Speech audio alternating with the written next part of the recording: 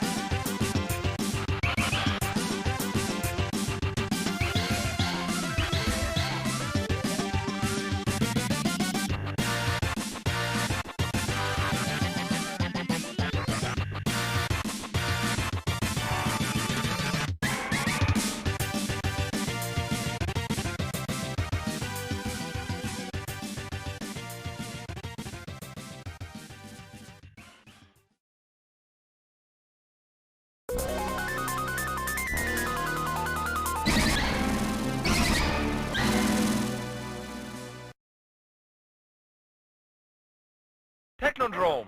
Let's kick shout.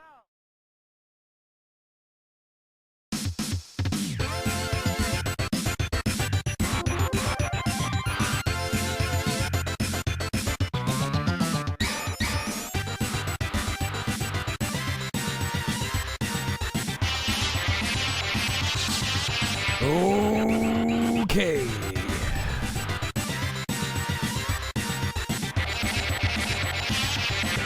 Alright, I'm ready now.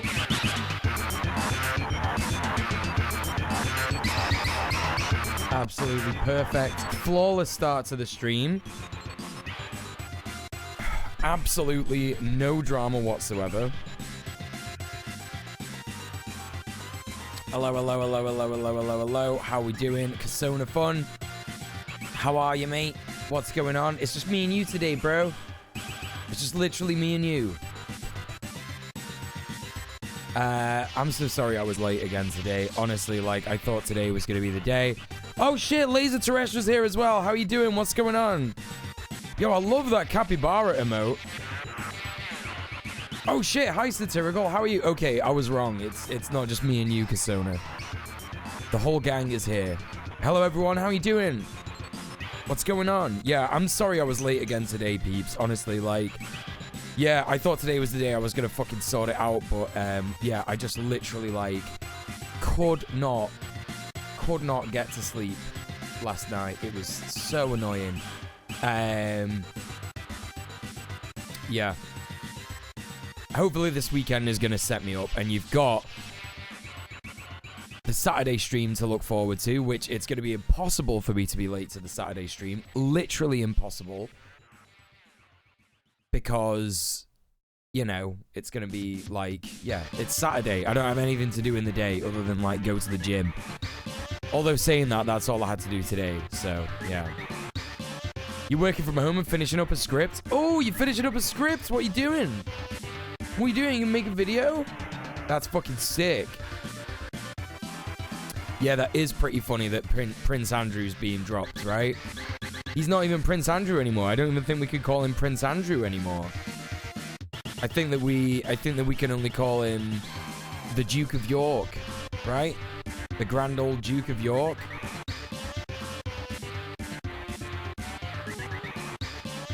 Hey, Lilith, what's going on? Welcome in. You're working? I'm glad and sad to hear it.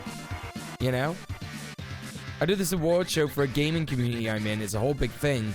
A lot of work, and the script is the toughest part. Fucking nice. Get that done. Let's go.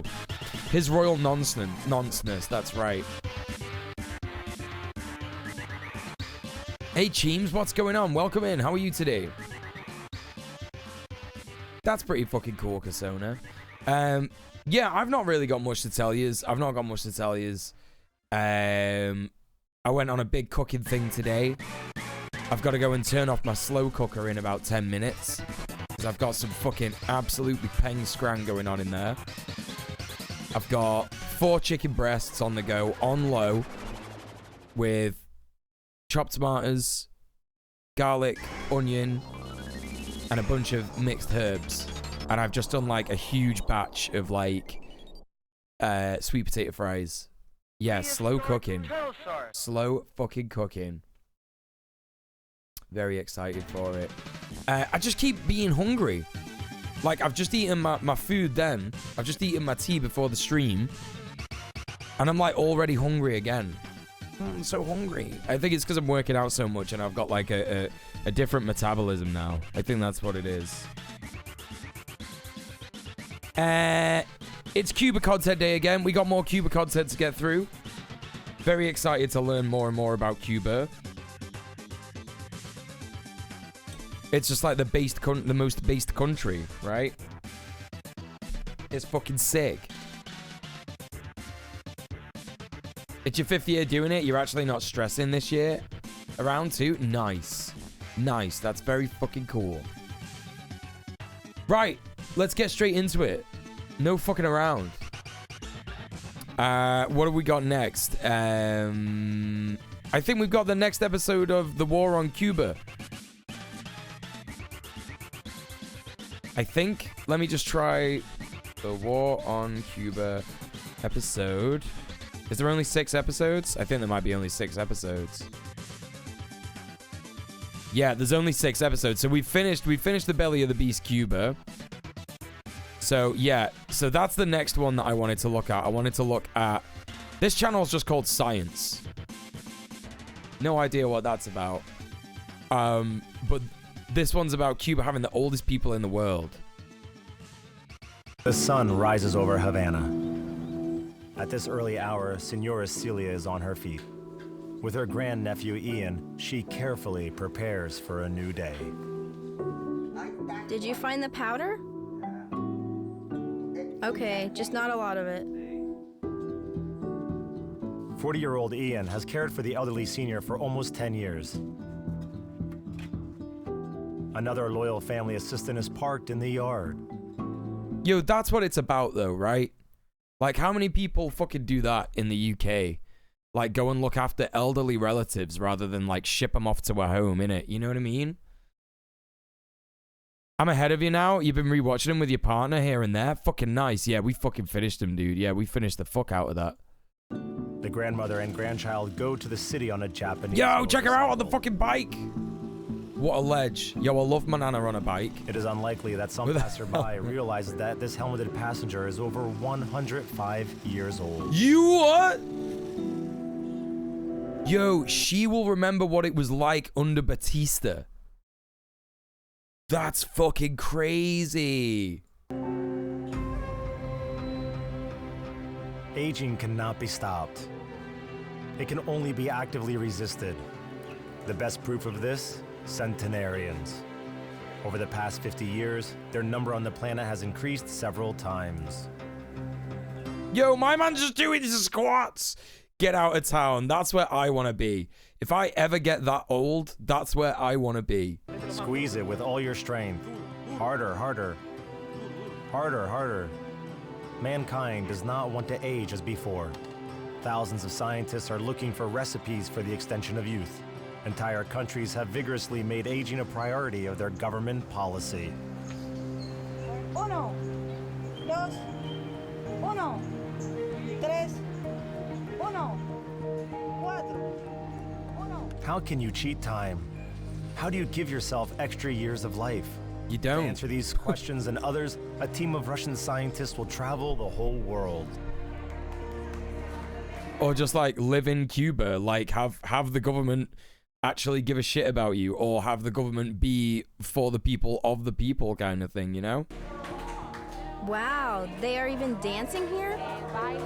Yes, this is great therapy. The aim of this expedition is to study the history That was your crisis you had earlier this week, losing time, good old anxiety. It sucks so much, right? It sucks so much because that is the most precious thing we have in it. You know what I mean? It's the most precious thing we have. Time. And we lose track of that so much with living in capitalism. And I guess when we lose time under capitalism, 9 times out of 10, it's not our fault. Right? It's not our fault. We lose time because we're too stressed from work. So we can't fucking do anything. We lose time because we are suffering with mental health, right? Because our fucking governments won't look after us regarding that. Our communities don't look after us because they can't, or like they haven't got the means or the know-how, right? All sorts of things, all related to capitalism, all related, you know.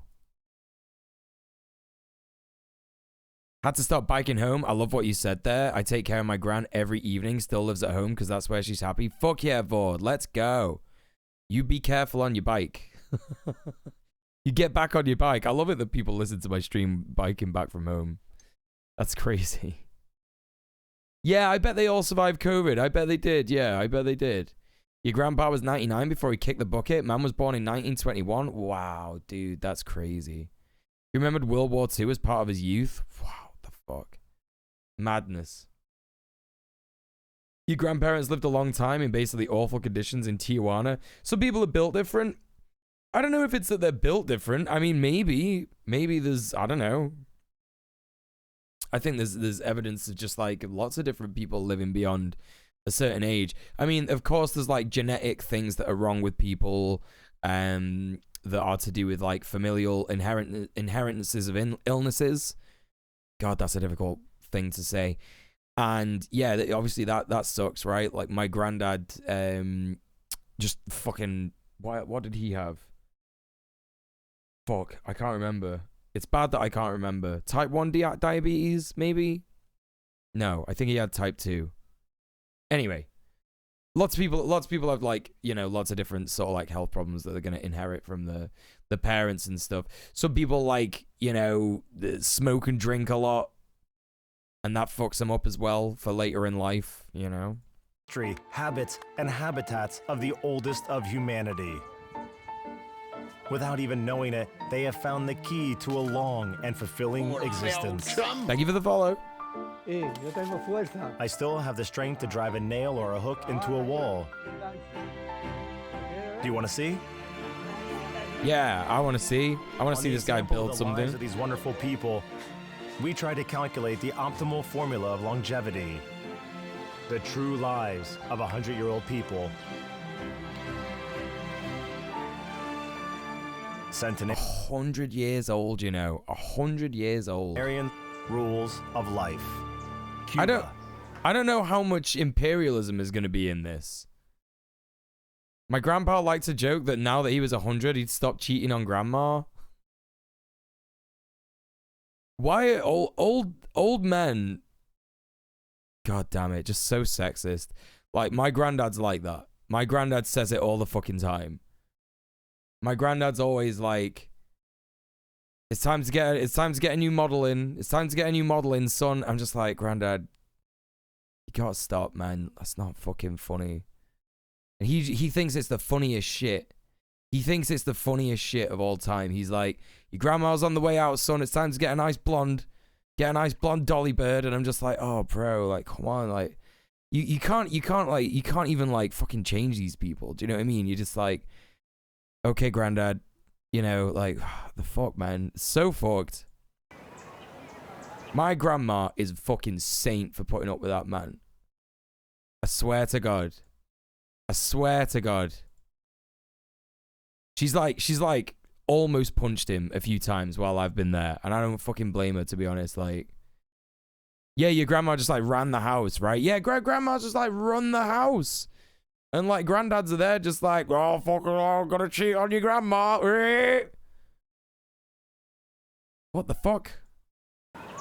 Why is that funny? And like literally they've been together like forever. You know what I mean? Like they've been together like forever. He's never cheated on her. He's like never done that.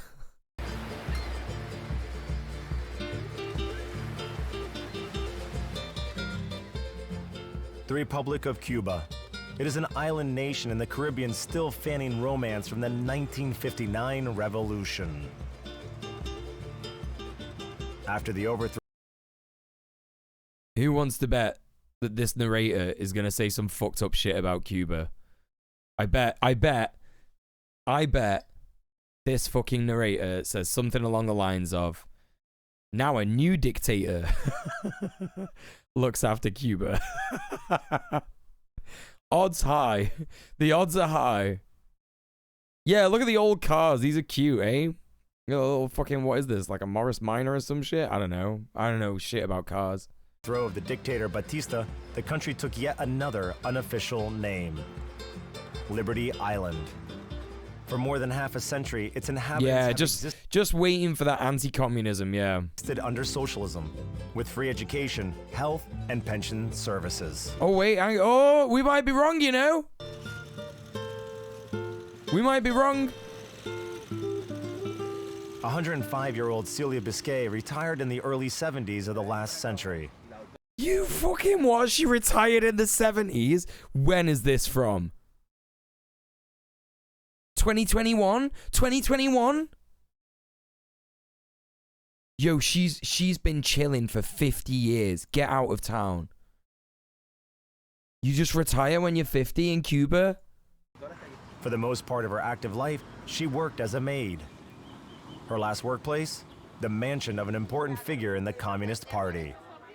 Cecilia has not seen top officials of the Cuban Revolution only on TV. In my life, I'm a It's sad that 50 is like young for retirement. Right, yeah, it is. revolutionary. It should be normal, innit? It should literally be normal. I believe in the revolution. She's so based. Times I met with Commandant Fidel. Oh! He even spoke personally with me. It was a long time ago in his house on the beach in Santa Maria. Okay, Grandma, let's get you home. Nah, I believe her. I actually believe her. Honestly, I do believe her.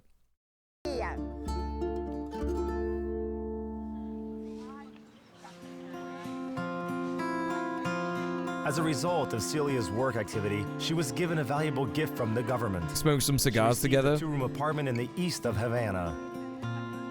Despite being 105, this woman can hardly be called a couch potato. Yo, imagine being 105. I just can't get over it. I can't get over it. I can barely get my head around being like maybe 70, right? You know, like my dad's 60. My dad's coming up to 70 now and he's looking like old as fuck, you know what I mean? And he's healthy. Oh shit, my chicken's done. Right. Give me a sec. I'm just about to turn that off. Give me a sec. Yeah, they're all so fucking happy as well. Check them out. 3 times a week, Celia starts her day in a cozy park in the center of the Cuban capital. The meeting at the fountain is not just a friendly meeting of those over 60. All of these grandparents have in common a passionate desire to not grow old. Uno, Chicken done. uno, tres. In this country, the retired have special considerations. For example, Cubans still receive some products by ration cards. The best products are intended for children and the elderly. And it is a rather necessary measure. Modern Cuba is a country of the elderly. With low birth rates, life expectancy on the island is growing. Now this figure is one of the highest in the Western Hemisphere, That's sick. almost 78 years old. What the fuck? Wait, I feel like I Googled this yesterday. What is the highest life expectancy in the world? Hong Kong average 84. Right, okay, that's fair enough. Yeah. Let's see, 6 more rows. What we got here?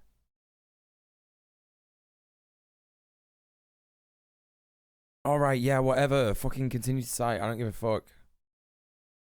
Alright, this site is kind of scuffed. I don't know what's going on here. I feel like these weird ads are just like blocking shit. Right, Hong Kong. Average for women 87, men 81, total average 84.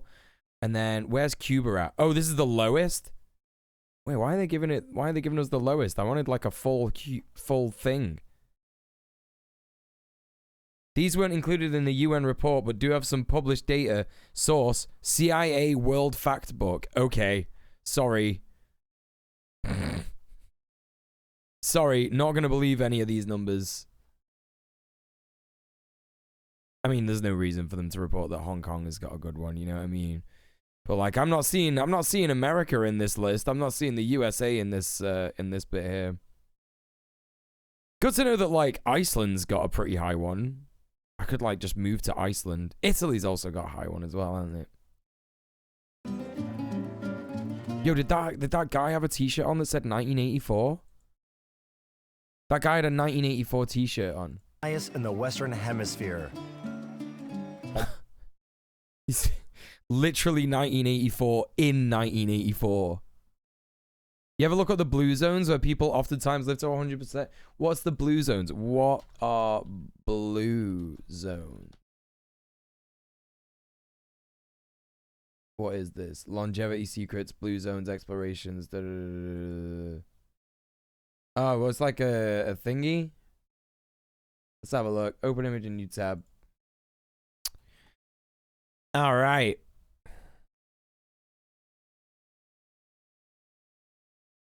fava beans, high polyphenol wine, empowered women, sunshine, gardening,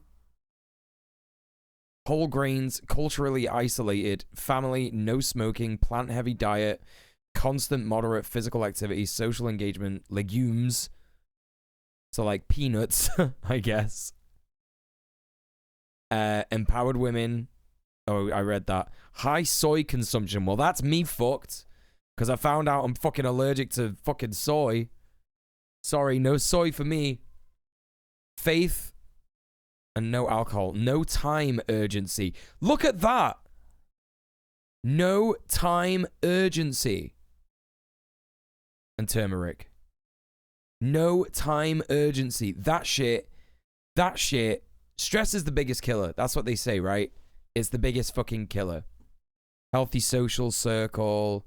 Yeah, this is all shit that, like, capitalism just, like, stops you from doing. Do you know what I mean? Healthy social circle? No. Stay isolated. Stay alienated. Be afraid of everyone. Be afraid of getting cancelled. Be afraid of, you know, actual white supremacists if you're, you know, a marginalized person or whatever. Likeability. I don't know what that means. No time urgency. Sorry, gotta work all the time. Are you gonna be late? You're getting fired. Oh my god, that means you're homeless. You know? Empowered women? Sorry, doesn't happen. You know? Not not in capitalism. Yeah, and having the time to do constant moderate physical activity as well, and the time for social engagement. Yeah. Yeah, the beans. It's the beans. It's the beans. Almost 78 years old. My name is Alina Peterson. I'm 35 years old. I work at the Moscow Physics Technical Institute in the Laboratory of Cellular and Molecular Technology. She's looking young. For 35, she's looking about fucking 23. I want to look that young when I'm 35 in 3 years.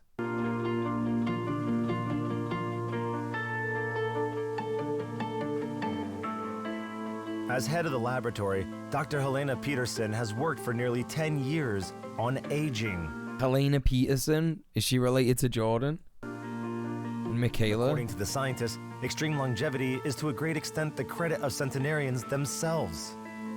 Most of them unconsciously and regularly create a favorable environment for their body. In my opinion, it is not just good environment or food. Everything we do leads, in the end, to a change in the biochemical reactions that affect the operation of our cells. Yeah. For example, by experiencing stress or being depressed, we run processes that lead to a decrease in cell division and reduce the metabolic activity. Recent studies have shown that even, for example, a course of massage can alter the expression of our genome in a positive way. That shit is crazy, right? That shit is absolutely crazy. Like, I feel like some bits of science are just kind of like figuring out natural remedies that have been about for like a long time. Now, obviously, I'm not one of these idiots who's like, oh, just have this milkshake that consists of spinach and turmeric for 15 days instead of chemotherapy. No. But, like, you know, shit like that, like massage. I haven't had a massage in fucking ages. My ex used to give me massages and they felt so good. But yeah, it's like so important shit like that. You know what I mean? Just like little things. And yeah, that's fucked, Cheems, right? Like, used to wake up at 1 a.m. to leave for work at 3:30 a.m., get home at 5 p.m. and fall asleep. That's crazy, dude. That's absolutely crazy. Even our hands stroking the skin will lead to the positive Nut job anti-vaxxers that are putting their urine in kids' popsicles. Wait, what? Frozen piss to fight? Frozen urine for COVID. Vaccine police founder claims drinking urine is oh man, it's an antidote. Is that what they're saying? Oh man, get out of town. Absolutely get out of town. Oh, for fuck's sake. Fuck Forbes. Right, that's true. I agree, Cheems. Yeah, homeopathy is important, but the well's been poisoned by snake oil salesmen, hucksters. This is a bit ableist, but lunatics. Well, no, I don't think it's ableist because you're not actually saying, like, actual crazy people, are you? Actual crazy people. Actual people with mental health issues. You're talking about people who are just, like, absurdly eccentric, right? You know what I mean? Ridiculously eccentric. Let me fucking whitelist this shit. Alright, okay. I disabled my ad blocker. Yeah. Alright, Forbes. Alright, Forbes. Yeah, very good, man. Very good. Yeah. I love that advert. Yeah, thank you, pal. Love it.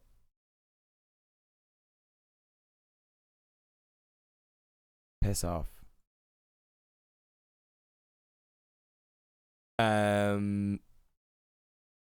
The latest so-called COVID-19 antidote is being pushed by anti-vaxxers. Christopher Key, who maintains the Vaccine Police anti-vax website. Anti-vax website? Vaccine Police? Oh, mate. Oh, mate. Oh, mate. Get your dossier? Oh, man. This has got to be illegal, man. Plandemic. Click here to watch this life-changing video. Oh, man. Okay, maybe this is content for later on. My name is Christopher Key. I've owned a health club called Steel City Fitness. The fake award? What's the award? Winner, European Independent Film Award. Yeah, that's not real. Plandemic Indoctrination.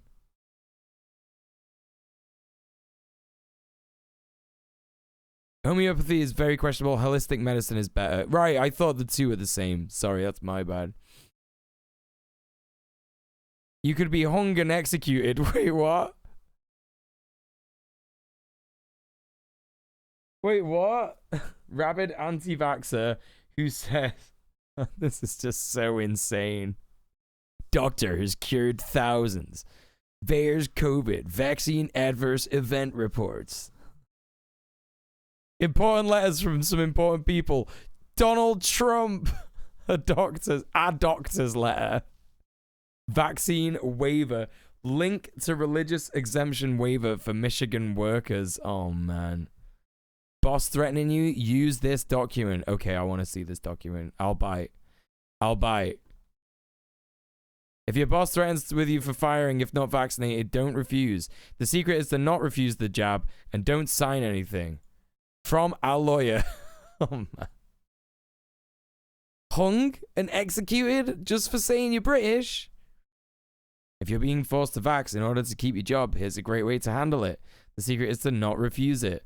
I write, with regard to the matter of all potential COVID vaccine and my desire to be fully informed and appraised of all facts before going ahead. I'd be most grateful if you could please provide the following information in accordance with statutory legal requirements. Can you please advise the approved legal status of any vaccine and if... Already I know this isn't from a lawyer. Already I know that it's not from a lawyer. It's not. No way. No lawyer is gonna fucking say, like, can you please advise the approved legal status of any vaccine and if it's experimental? Because it's not. Like, there's no experimental vaccines getting about anymore. Even the Johnson & Johnson one is out of the experimental stage. Can you please provide details and assurances that the vaccine has been fully, independently, and rigorously tested against control groups and the subsequent outcomes of those tests? What, you mean like millions of people? Literally millions of people. Can you please advise the entire list of contents of the vaccine I am to receive and if they are toxic to the body? Bro, alcohol is toxic to the body. Alright. Can you please fully advise of all the adverse reactions associated with this vaccine since its introduction? Yeah, you'll get a bit sick for a day or two. That's about it. You'll get a sore arm and you'll be sick for a day or two. Can you please confirm the vaccine you are advocating is not experimental mRNA gene-altering therapy? Right. It is going to be mRNA, but it's not experimental, right?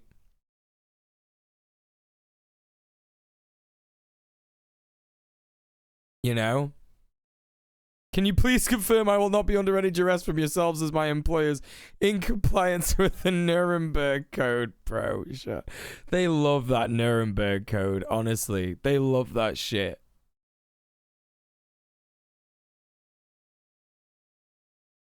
Like, what anti-vaxxers think about this document, yeah, isn't that they think, oh, it's, you know, it's going to stop you from, it isn't that it's going to, like, you know, actually, like, stop you from being harmed or anything like that.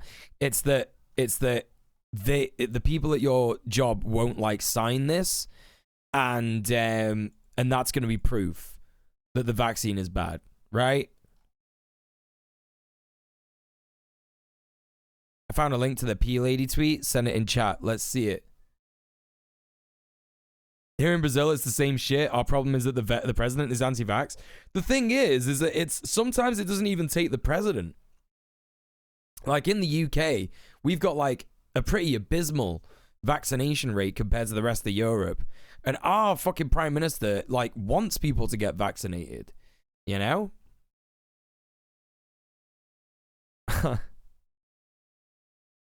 I'm honestly just surprised it's taken this long for the drink your own urine nonsense to work its way into COVID disinformation. It's been popular in the echo chambers of mummy groups for years. One woman recently said she gives pee popsicles. Oh, that's abuse! That's actually abuse! Great idea to introduce children to UT urine popsicles. I've been adding half an ounce of my urine to lemonade and making it to Pepsi. That's actually child abuse. That's actually child abuse. She doesn't seem to notice, and I can see the benefits already. She's the best student in her Spanish class. Oh my god. Man.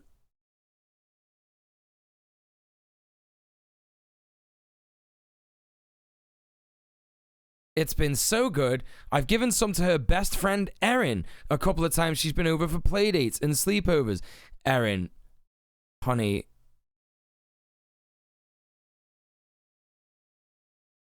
I haven't told her parents yet. I wonder fucking why. I wonder why, you fucking weirdo. It can't be real. I refuse to believe this is real. The US is worse for vaccine refusal than the UK, but it's still quite bad in the UK compared to what it used to be. Bear Grylls is the #1 Spanish speaker in the world. Yeah, it just makes you smart. Drinking your own urine makes you smart. Apparently, that's doing something that is like inanely stupid, absurdly stupid, is apparently something that's gonna make you smart now. Okay. Bear Grylls 9head. Facebook groups are one of the top 10 worst things to ever happen to humanity. It's true. The group's called Urine Magic. Right, okay, I've got to find this now. Urine Magic. Facebook. Nah, come on.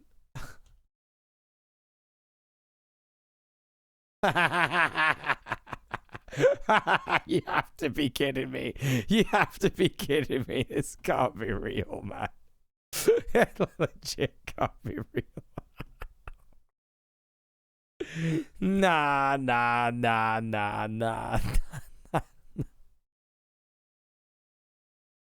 37,000 members. This can't be real. Urine therapy, otherwise known as uropathy, is naturopathic.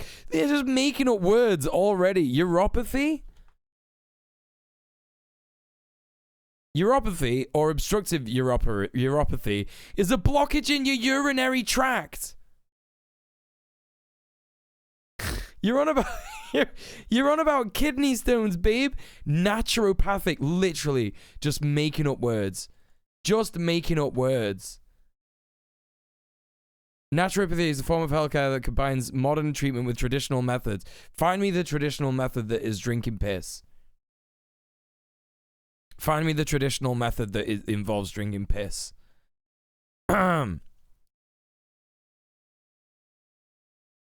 If you're in a situation where you're severely dehydrated and all you have to drink is piss, don't drink it. Give yourself a piss enema instead. Wait, what? Really?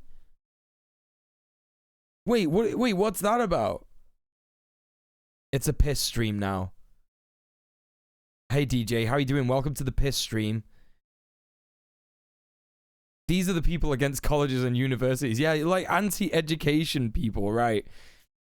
What helps here is that Brazil with the health public system has a culture of vaccination. We have a mascot of vaccination called Zagotinha. Oh yeah. Let's have a little Google of that.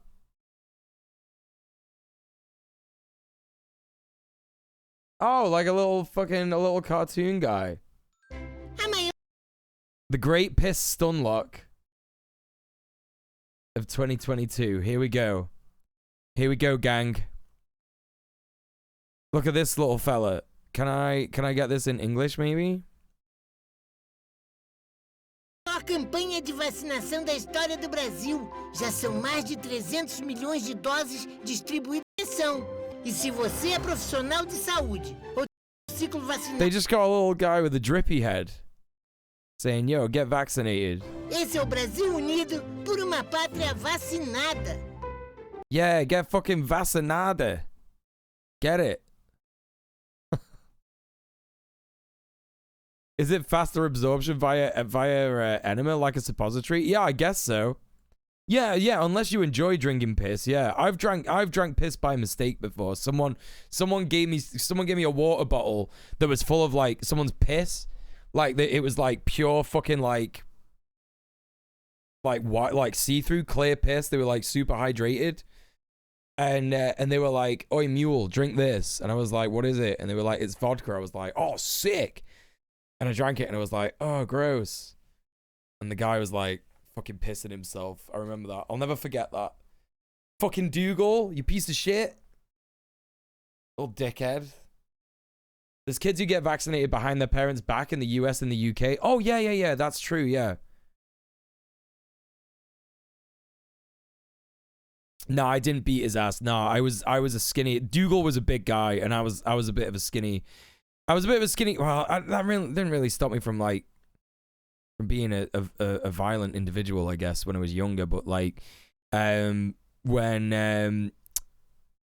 yeah, Dougal was a big guy, and that school that I was at, that he was at, that was like my last chance. That was like the last school that I could go to before I had to go to like boarding school, you know. So yeah, I didn't punch him. This is crazy. Practice of drinking one's own urine for health, vitality, and longevity. Urotherapies are practiced by uropaths around the world. Practiced by blockages all around the world. Urotherapy dates back over 5,000 years and has been used by many cultures, including Egyptians, Aztecs, Mayans, Greeks, Romans, whatever, man. Some Christians believe the Bible made direct reference to drinking one's own urine, which can be found in Proverbs 5:15. What? Drink waters from thy own cistern, flowing water from thine own well. Get out of town, man. Come on, this is silly. Oh my fucking god. Is that what it says? Let me fucking read it. Let me read it. I want to read it. How do I read it? BibleHub.com. Come on.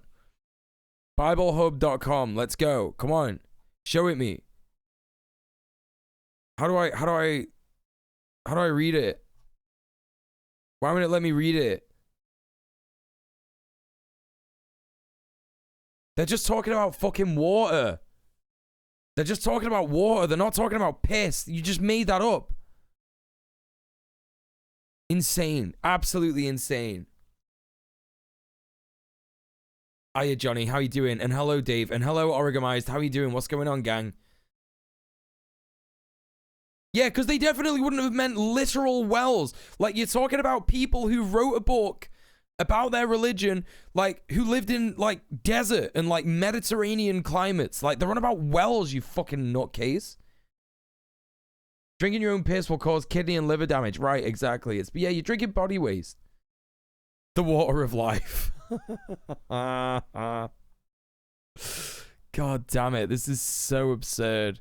One of the main aims of this system is to prevent illness, heal the sick, and preserve life. If you are drinking, I want to see some posts. I want to see some discussion and some posts. Oh, it's private. No. No, I want to see some people being like, so I've been drinking my own piss for 5 years. Am I like my back, like these two bits at like the back of my body? Just that my lower back's really hurting. I don't know what it is. Feels like something on the inside is hurting. I don't know what it is. But I drink my piss every day. Hello, Sophie. How you doing? Folks, please go follow Sophie from Mars. She's literally the best bean of all time. We were talking about Cuba, but this is the great... On Monday, we had the Great Hippo Stunlock of 2022. And today, we've got the Great Piss Lock. The Great Piss Stunlock of 2022. I just can't...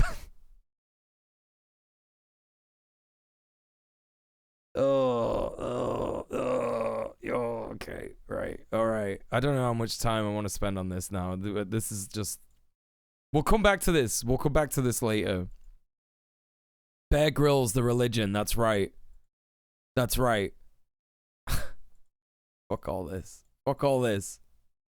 Oh yeah, I forgot that we found the vaccine police website. Okay, all right. You know what? Let's pin that. I'll let's get rid of this. We'll have a look at this later, maybe. Okay. Get rid of that.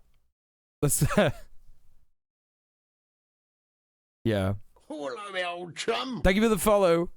Rocket Time 1 Evo. Hello. You got Tum Tum hurt too much. You treat it by napping. That's right. That's how you do it.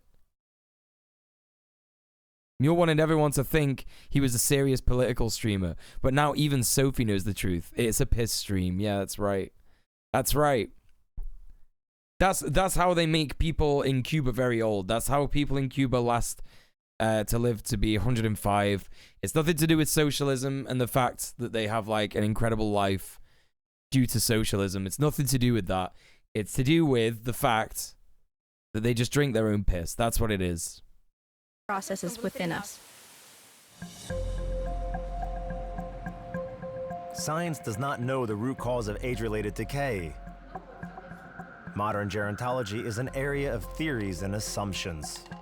People in Cuba aren't healthier. That's just where the beach that makes you old is. M. Night Shyamalan's Old Beach. An activity of our expert is in the practical field. The main purpose of our laboratory, to create complete organs from a patient's own cells. What? The Wait, partial what? rejuvenation of the body at the cellular level is already available today. Our task is to give a person a second chance. With age, the organs begin to work. You know what? I saw a horrific article the other day. World's first pig heart transplant happened. And I'm like, okay, first of all, from an animal rights perspective, that's so fucked, right? So fucked. Like, why are we doing that? Like, why are we doing that?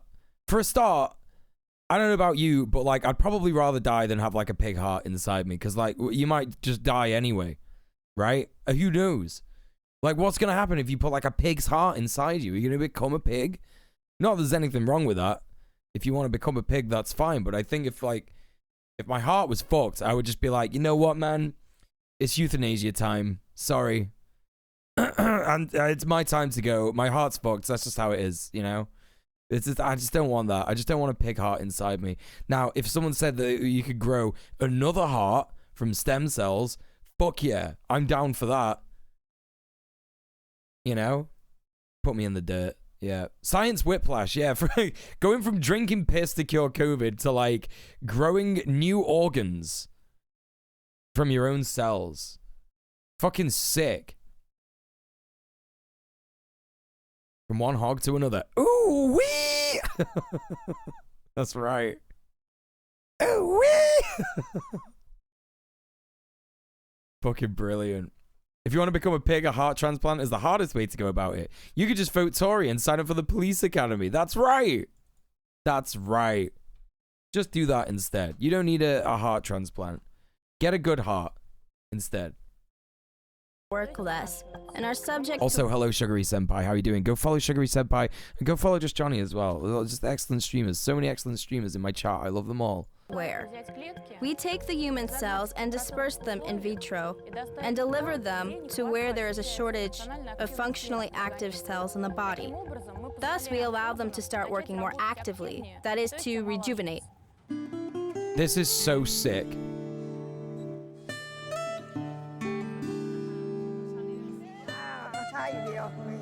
Oh my god. Are some people triggered by elderly people? Like, that's the stupidest thing I've ever said. Okay, you know, like aging and stuff. Like, I don't mean like do some people just like despise seeing elderly people? I'm sure there's some people out there like that, but like, I don't know, like aging. I feel like that might be like a trigger warning that people might want. I don't know, you know. No, I know that is funny. It is funny. I know. I'm sorry. I made it. Yeah, trigger warning boomers. Trigger warning the silent generation. You know. How to live up to 100 years? I don't know. It's necessary to have a character like mine, be grateful for everything. Since my childhood, I have worked. Because I saw my... There are definitely positive representations of aging. I agree, yeah. I think what I'm trying to say is like... yeah, these are positive representations of aging. I feel like some people are just like scared of getting old in general. I know that it's like... It's an anxiety that I used to have for sure. Definitely. I'm like less bothered about it now, but like it's definitely an anxiety that I've had in the past. My mother struggled to raise us. I always told her, always repeated, no matter what happens, Mom, I will help you.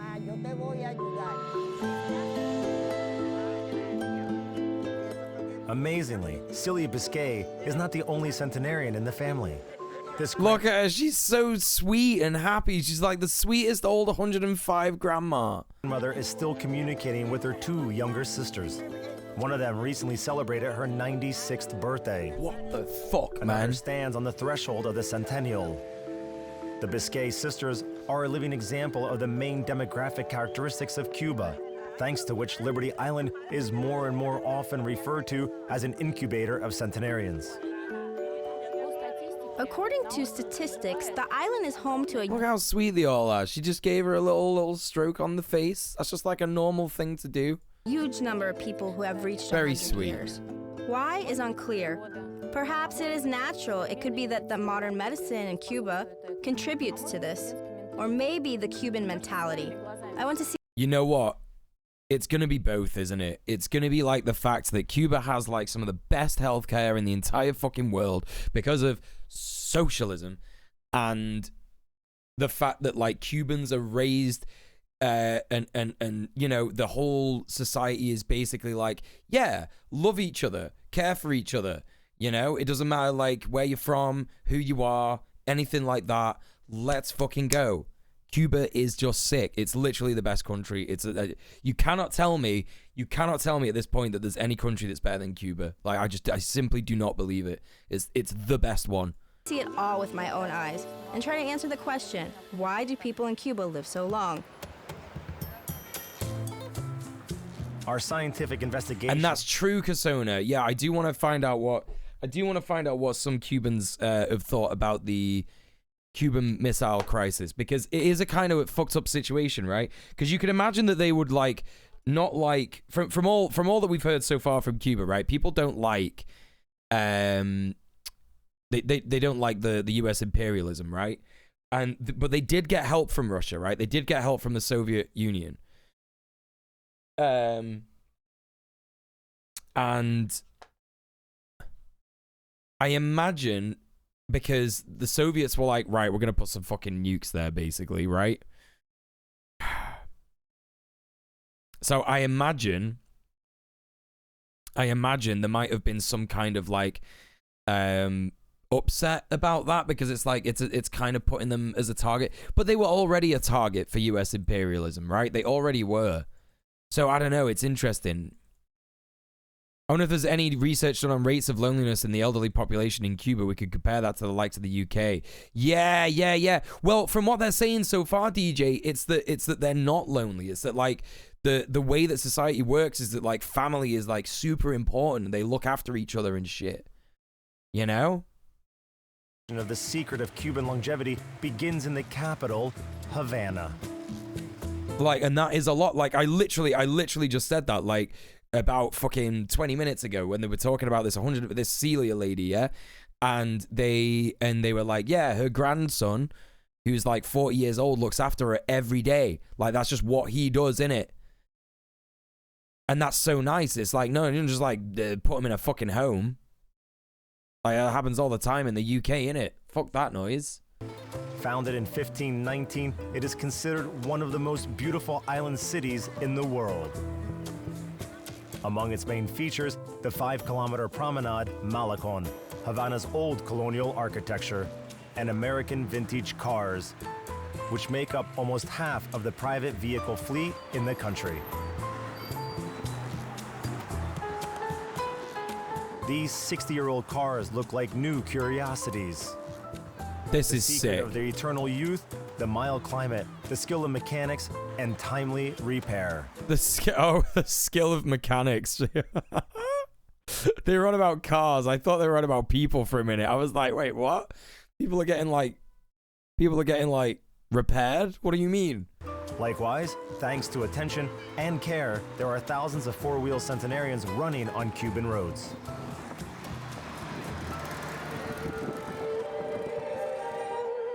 Similar problems also face local gerontology. Cuba is literally obsessed with healthy aging. That's so fucking important. It's so based.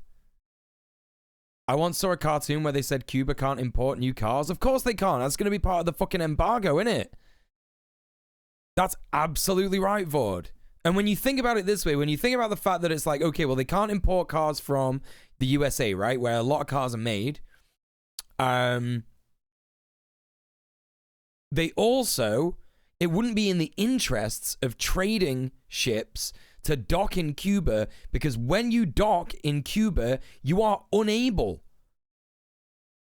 to then dock in North American ports for another 6 months. So it wouldn't be profitable for people to be doing that in Cuba, innit? So fucked up. The fucking embargo is so fucked up. Fuck America, honestly. Fuck the US. Holy shit. See this kind of thing in China and North Korea too? Yeah, I don't fucking doubt it, honestly. My name is Myrtle Nunes Pampin. I head the Cuban Society Department, club of 120-year-olds. I am 63 years old. Shut up, 120-year-olds.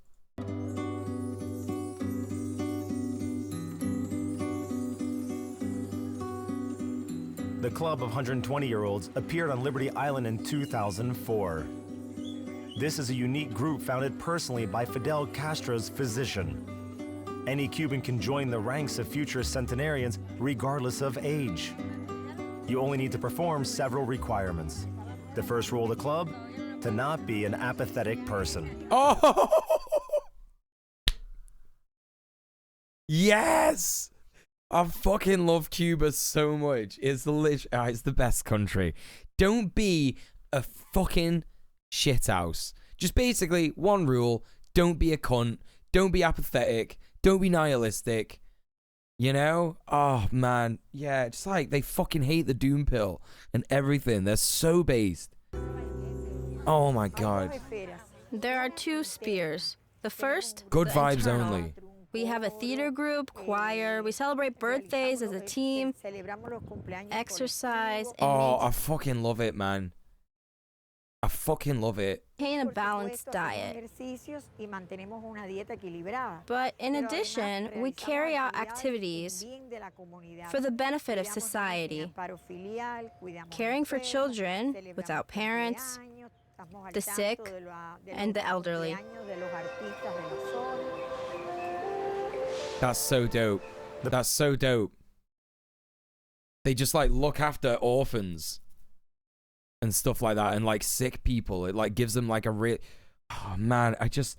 Every time, every single day this week, there's been this like incredible feeling that I've never had before.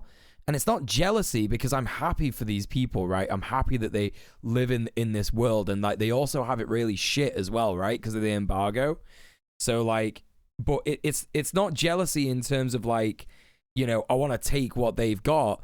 It's more like fucking like I'm already mad at our government for making our lives shit, right? For the system of capitalism, yeah? And then just seeing like how easy it is. It's not even hard. It's not even fucking hard to have like a sick society that's just like fucking everyone cares for each other and everything's meant like, it's not even hard, man. The participants of the club of 120-year-olds are officially forbidden to smoke and drink alcohol. The emphasis is on positive attitude. That's so dope. The organizers of the movement do not want to see pessimists and skeptics among fellows. That's literally it, DJ. Yeah, the joy in realizing that other ways are possible and having the drive for righteous anger at what we're pushed through. Yes, absolutely. The fact that families have had to make bootleg wheelchairs out of PCB pipes and cheap wheels. Prosthetics and bionics are behind massive paywalls. It sucks, yeah. It sucks. You ever see those inspirational stories that have become a meme? Oh, yeah. Yeah, well, there was that one. There was one recently, right? John the Duncan posted about it. It was woman can't afford rent, so moves out and then lives in a caravan on her own. And it was like, wait, there's like been a law passed against doing that. Or like that's getting passed like this coming Monday. It's going to be illegal to do that. I mean, they're obviously going to like focus on, Romani travelers more than anything. Romani people and travelers more than anything, right? But like eventually they'll come for people who are trying to escape rent. And also like the land that person has the caravan on like is surely owned by someone. It's just so ridiculous. Like, yeah, it's fucking hell. My father died recently at the age of 100. He was a very strong man. All centenarians from our club are ready to cooperate as a team. They are always smiling. I think their main secret is a love of life. In the 10 years of this unusual organization's existence, thousands of people have come. Listen, if we achieve global communism, global luxury communism, fully automated, people are going to be living to like 200 years old. I guarantee it. I guarantee it. If Cubans are living to be like 105, like that lady, and she's just getting about like she looks like an 80-year-old. She's not looking like 105. She's not like, ugh. Like you see those like fucking, like Guinness World Records. This lady lived to like 120 years old and they're like, ugh. Like they can't move anymore and shit. And it looks like they're suffering and what have you. She's not looking like that. She's looking like she's fucking just like getting about and buzzing. She's just like got a cane. Fucking hell. There are more women among them than there are men. At open sessions of Chinese Tai Chi gymnastics, the stronger sex is altogether uncommon. In Cuba, it is very difficult to attract. Right, getting about a lot better than your 8-year-old grand did, yeah. You can tell when people hit the wall, the way they go from like looking 60 to looking like 200. Yeah. It's like, oh God, yeah. It's so wild, isn't it? It's so weird. Men. They can play dominoes on the streets daily. They find it difficult to take part in such events because there are too many women. Fucking toxic masculinity is literally killing men. Even in Cuba. It's like they don't want to go to like Tai Chi because they're scared of getting called queer. They're scared of getting called slurs by their friends at the domino club. Get fucked, man. Come on. It seems that the famous Cuban machismo tells our men no. Famous Cuban machismo. Okay, Cuba's not perfect. We never said that, chat. By the way, never said that. Just letting everybody know. But honestly, like a lot of it, very fucking good. Very fucking good.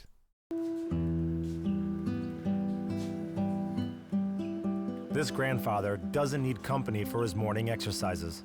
Without reminders and assistance on a daily basis, he does 15 sit-ups. That's pretty dope. Man's neighbors call him Perpetual. My name is Arqueo Aguilera. I'm 101. My man's 101. Get out of town. You're 101. Are you fucking shitting me? He looks like 75. 80, 75. This is absurd.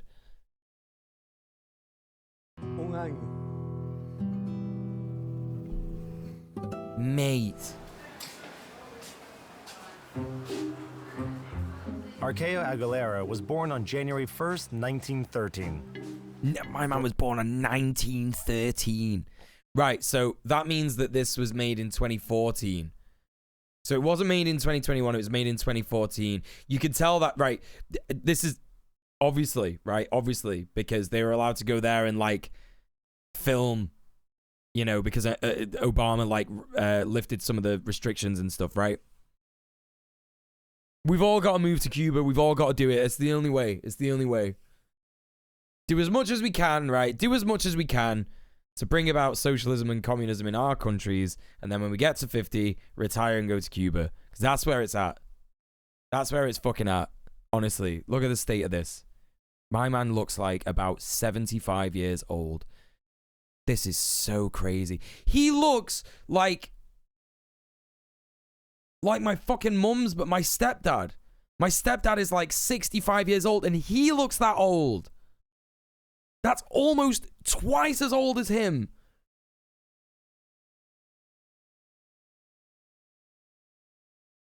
Old men would rather die young than do socialism. Like, what is that about? He looks younger than me and you're 27. During his long life, he has had several professions. Imagine the future, you have an 89-year-old calling you young because you're 173. Yeah, that's the future under communism, you know. In his youth, Arqueo was seriously engaged in boxing. The first job of 9-grader Aguilera was a bouncer in a cabaret. No way. No way. I like to fight.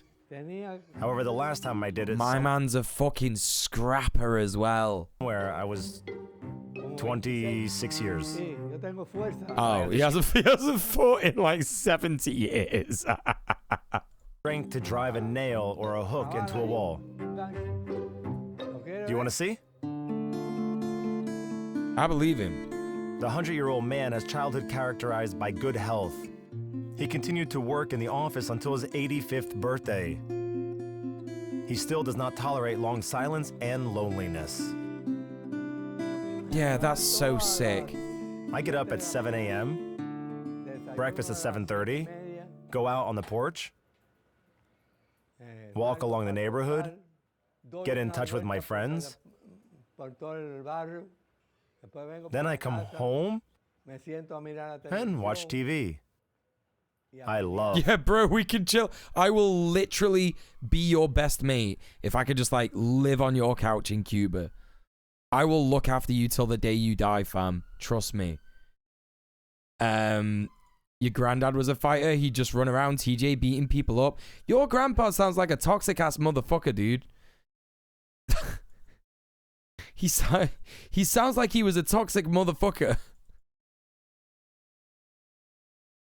Saying that shit about your grandma and just like beating people up. Football. Ready to discuss it for hours.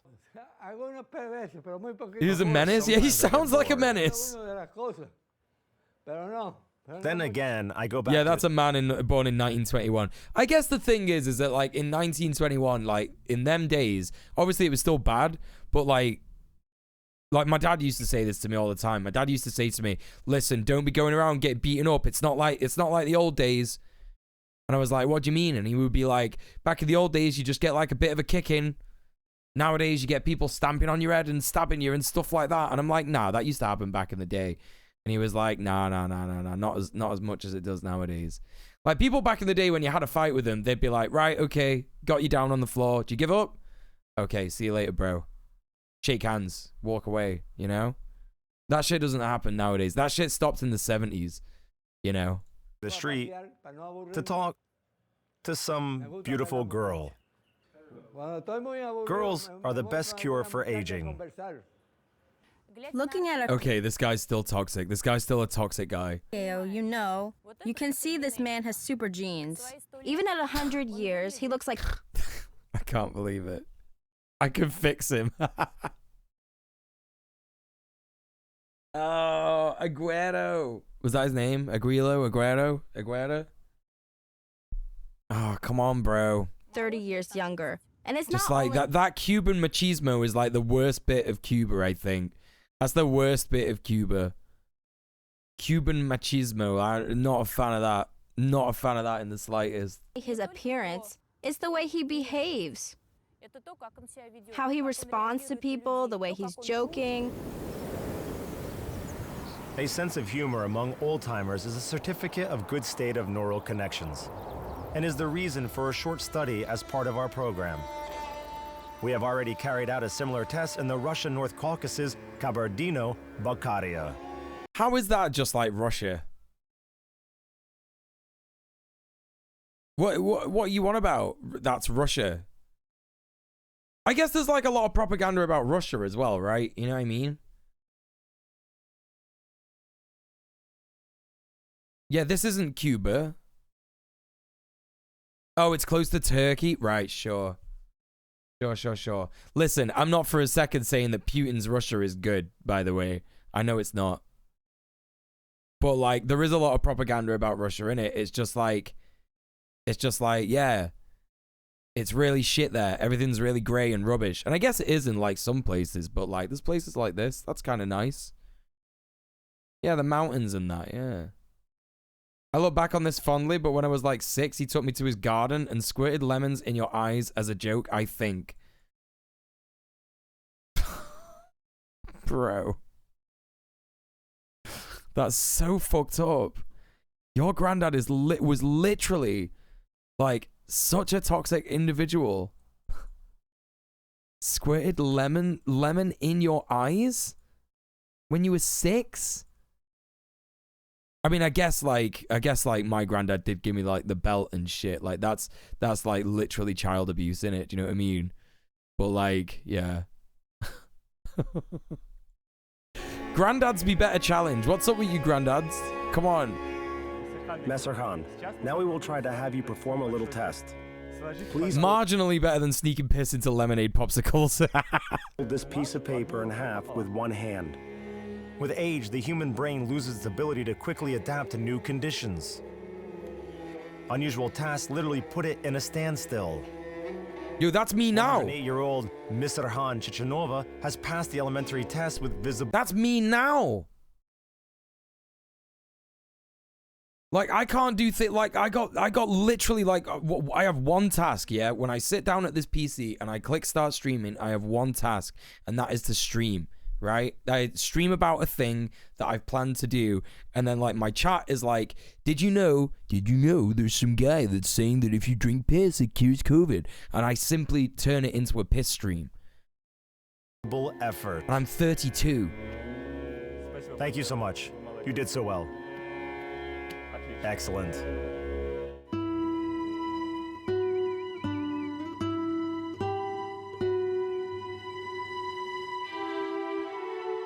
Archeo Aguilera is younger than the Caucasian senior by 7 years.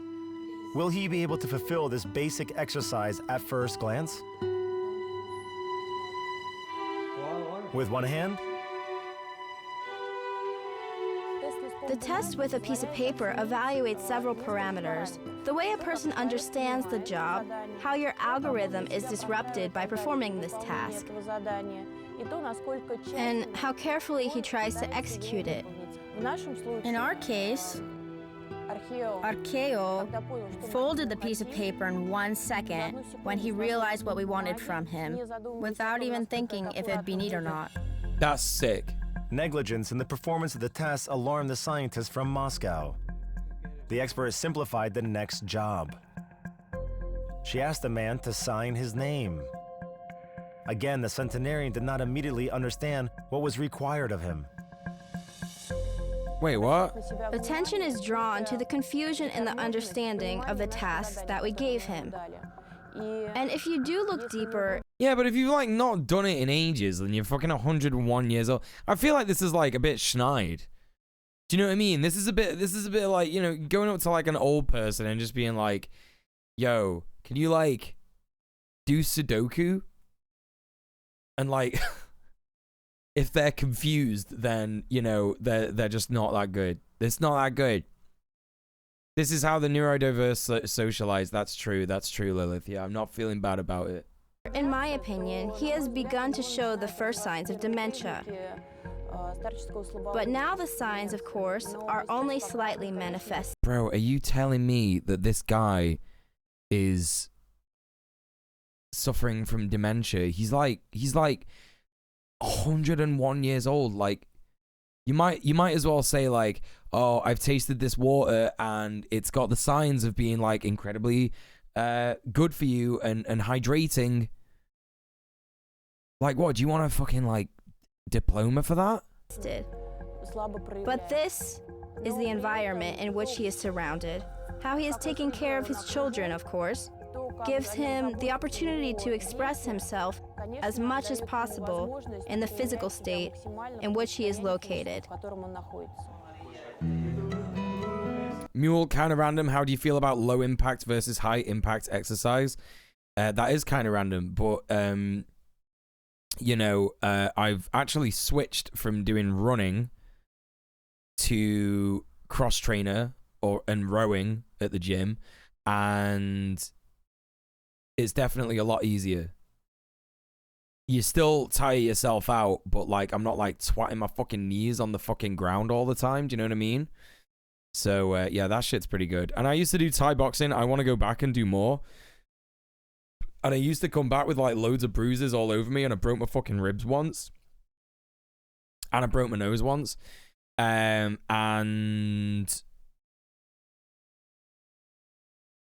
yeah, I just remember thinking like I used to like come back from Thai boxing and think, sick, I've had a really good day today. Like, yeah, this was really good. Like I feel like I've done a workout, but then I was like, wait, is that just because of like I'm a bit beat up? You know what I mean? Like when you've been beat up a bit and you're a bit in pain, it's kind of hard to distinguish that with like muscle pain and like actual like bruising and stuff. You know what I mean? So I don't know. Arqueo Aguilera spends his days in the house of his younger daughter. It's hard to believe that this beautiful lady has turned 70. She's 70? She's 70? Get out of town, bro. Get the actual fuck out of town. Cuban people are just young. They're just younger. They just like have such a better life. She's 70. The pensioner's grandchildren and great-grandchildren come to visit him as often as they can. But to do it now is difficult. The younger Aguilera Right, I was about to say that, DJ, like 50 at most. The family are now living in the United States. Young people tend to leave the country. How old was Fidel? Fidel was like 90 when he died or some shit. The only son of this woman moved to Sweden in 2000. 90. He was 90 years old. 40 years ago. Therefore, evenings and weekends, the elder lady keeps absolutely alone. Oh. My name is Delia Calavero. I was born in 1913. In December, I will be 102. That's crazy. That's crazy, man. Imagine being born in 1913. All the things that you've seen change. All the things that you've seen change. Like cars, airplanes, fucking, like, the way that war is waged. Fucking medicine. Like, it's mind-blowing. It's fucking mind-blowing. Right. Meanwhile, socialists in our country look old as shit because caring about others and fighting for equality under capitalism is endless suffering, right? Exactly. Computers. Yeah. Well, think about this. If you were born in 1913, you have seen the rise and the fall of the Soviet fucking Republic, the USSR. You've literally lived the fucking rise and fall of the Soviet Union. That's ridiculous. That's crazy. I can't wrap my head around that. Is a native to Havana. That's when it happened, right? That's when the revolution was. It was like around then. It was like around then. When was the Soviet Revolution? Yeah, 1917. 1917. Jesus Christ. Well, yeah, it succeeded in 23, right? So she would have been 10. She would have been 10 years old. She would have... Fucking hell. Fucking hell. I'm having a fucking mank attack. This lady couldn't have fathomed this very stream when she was our age. Right. In like 1940? When she was like 30? Oh my God. She is a real representative of the Cuban intelligentsia. The day after her 100th birthday, Delia went to a theater performance. Look how much they love each other. Look how much they love each other. I mean, they might be gay, I don't know, but they don't live together. Anyway, whatever. Like, they're old, so maybe they don't. Right, look. She just gave her like a big kiss on the face. I'm going to start greeting all my friends after COVID with a big kiss on the face. That's just how it's got to be. Sorry. I'm giving big kisses on the face if you're comfortable with it. I really like the music, the atmosphere. My husband and I used to go every week to the theater. Imagine going back in time and explaining Twitch. I can barely explain it to my dad in present day. I feel like if you tried to explain Twitch to someone in 1942, you'd get executed for being a witch. They would be like, this guy is like a witch. I know that we don't do witch burnings anymore, but we've got to make an exception. We need to publicly execute this guy. He's saying that there are people who are in little boxes and they talk to you. Rasputin or something. You know, I used to be involved in the performances. Oh, funny. Today, Delia's daily life deals not only with managing everyday issues. Yeah, cheek kisses are normal as like a familial thing, right? Right. And I think it's important that we like, yeah, we need to be like treating each other as if we are family, right? Because we kind of are, you know what I mean? The grandmother spends most of it in a special place. In this unusual institution, the elderly woman is accompanied by a social worker. Wait, the UK didn't get rid of our official government witches until the 1970s? Wait, what do you mean? They were replaced by the so-called What's that referencing? For the elderly. The closest one is 1 kilometer away from Delia's home. You mean like capital punishment? Close accessibility is one of the basic principles of these institutions. I come here at 8 a.m. and I leave in the evening. I like to be here. I have many friends. To be honest, I do not need it a lot. I am always happy, and here I am very happy. No. See, like, if I get that old, I'm just gonna start dropping like mad edibles. I think that's what's gonna happen. Like, you know, it's not harmful at all to like have an edible, apart from like mentally. I'm just gonna start dropping mad edibles when I get that old, like, because it's not smoking, so I'm not gonna like, you know, shorten my lifespan or whatever. Wait, what? Due to laws being weird, the Met Office were legally designated as witches until the 1970s. When we wrote the anti-witch laws, one was that predicting the weather was witchcraft. Oh my god, okay. Maybe I'm being weird because I never kissed my homies on the cheek. No, I never kissed my homies on the cheek. I only kiss my homos on the cheek. Oh god, I love kissing boys. Right. Don't distract me like that. One was that predicting the weather. Yeah, it depends where you're from. It's normal to like kiss a boy on the cheek in Italy, right? Like, is it? I might be wrong about that. No, they do that in Italy, right? Because that's where the shit comes from in like fucking Godfather and shit. They give him a big kiss, and it's the kiss of death, right? Big kiss on the mouth.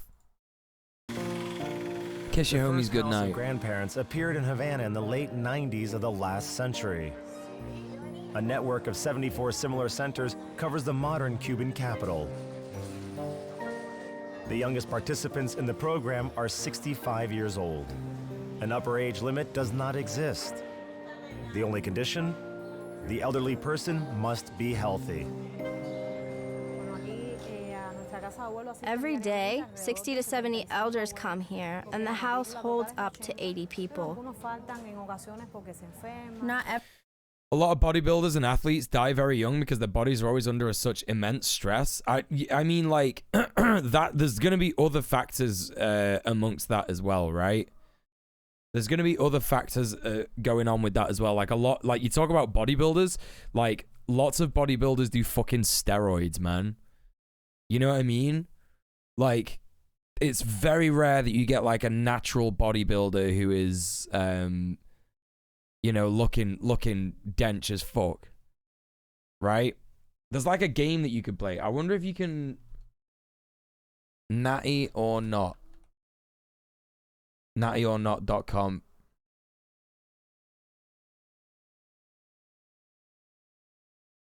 No, it's not that. Natty or Juice. That's what it's called. Natty or Juice.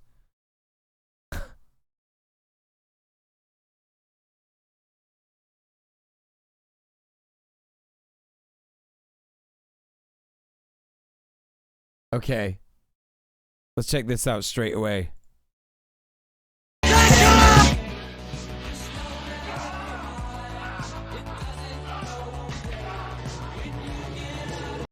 So this kid is like,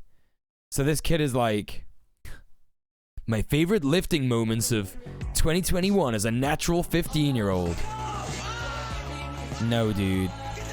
No, dude. 500 pound hex bar deadlift. You are juicing so hard, bro. Don't even fucking get the fuck out of town. Sorry, no way that's natural. Nuh-uh. Kids juicing. There's no way. There's no fucking way, bro. 155 pounds strict curl, wall curl. No way. Sorry. Yo, let's get a shout out for Dave. I forgot about that. Sorry, go follow Dave, everyone. Dave's a top streamer. How you doing, man? Have you heard of Little Hercules? Some guy gave steroids to his kid? I feel like I have heard that, yeah.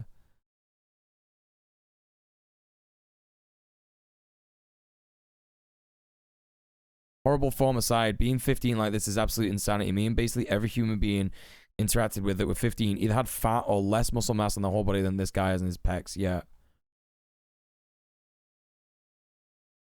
Also, take natty with a grain of salt.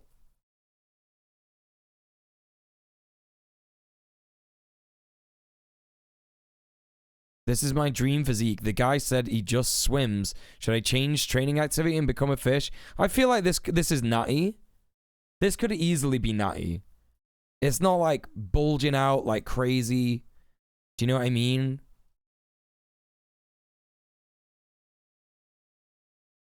This guy's steadied up to fuck. You could just tell from the veins. You could just tell from the fucking veins, honestly. Straight away.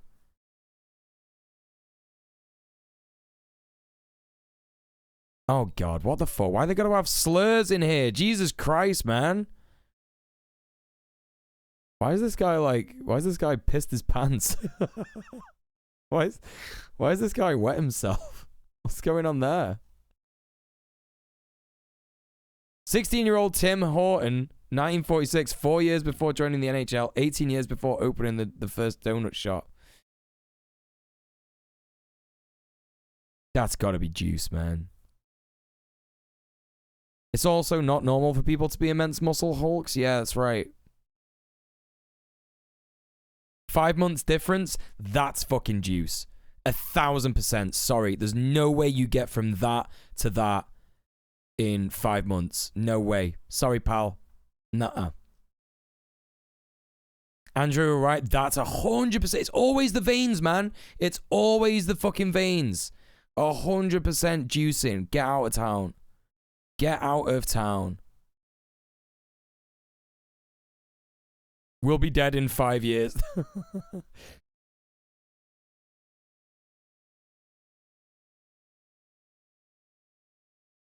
Oh, God, that is funny. This one's tough. I reckon this guy's natty. Whenever you see someone's, like, abs and they're not, like, crazy popping, like, this guy's just not got a lot of fat, right? Maybe this guy's probably doing testosterone, like, a bit. You know what I mean? The traps are too crazy for him to not be, you know? I forget what it's called, but for abusive roid users, you can see dead veins in their arms. Oh, yeah. Mm-hmm. That is 1,000% juice. Are you crazy? Also, can we talk about how fucked up it is that bodybuilders in bodybuilding competitions just do blackface?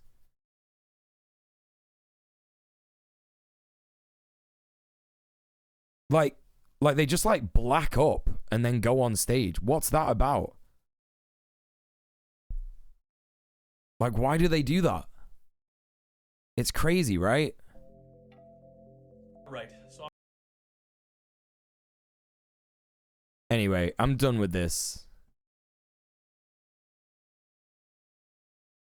Everyone comes here, some because of illness. Wait, Little Hercules? Okay, let's check out Little Hercules.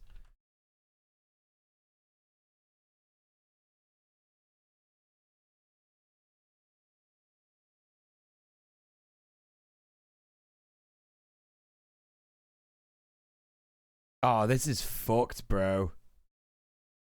That's so fucked. Giving your kids steroids. Imagine. That last post, TikTok making me lose Brian cells. Poor Brian. Yeah, I know.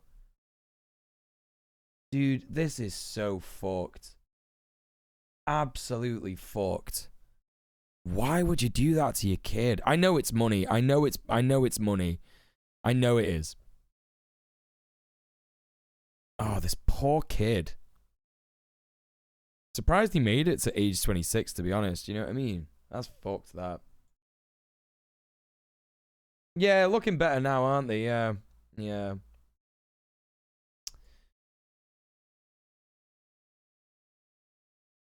Okay. Or because relatives just don't bring them. And how old is your most elderly visitor?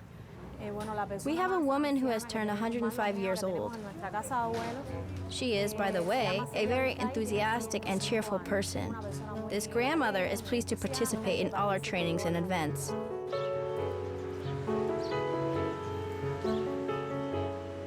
The main task My man's smoking a cigar there. of these centers is to prevent people from being alone in old age. A busy schedule awaits every visitor. It includes regular visits to primary care physicians and geriatric specialists. Yo, I love High in this shit. fruits and vegetables. I love this shit so much. Training for memory and mental abilities. Lessons in needlework. And that's not all of the methods of anti-aging, which local gerontologists used. Ideally, retirement centers would actually be positive, but in most circumstances, it's literally old person jail. Right, listen. Listen. Right? So, let's say you're a care worker, yeah? You're an elderly care worker. You don't get paid enough because the state is not funding, you know, healthcare and shit like that properly. Like, for example, if you're in this country, and therefore it makes you incredibly apathetic and hate your job, right? Or you live in the USA where it's owned by a private company that's not regulated and no one actually gives a fuck. All they care about is making profit, right?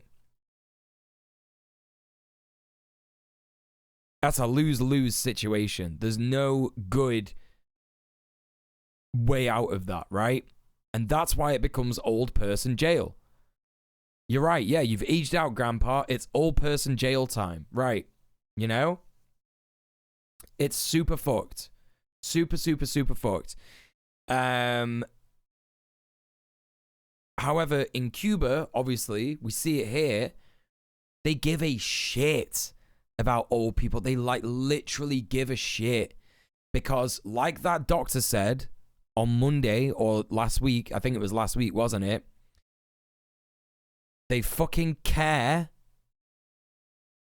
about selflessness. Like, selflessness inspires people in Cuba.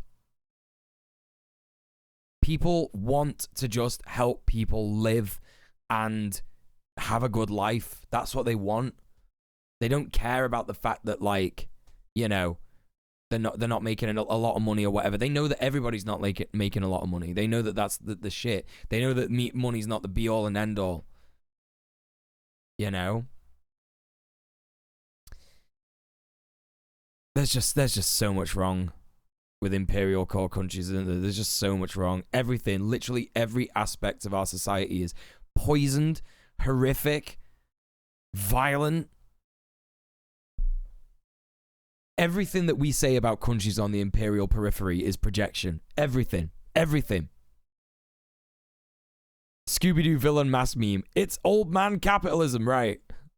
Old man capitalism. Yeah, psych wards and mental institutes as well. Mental illness prison. Carnegie wasn't a good person at all, but Carnegie gave it all away. Doesn't forgive what he's done. It's better than hoarding the billions. Yeah, I guess so, right? I don't know who Carnegie is. Carnegie?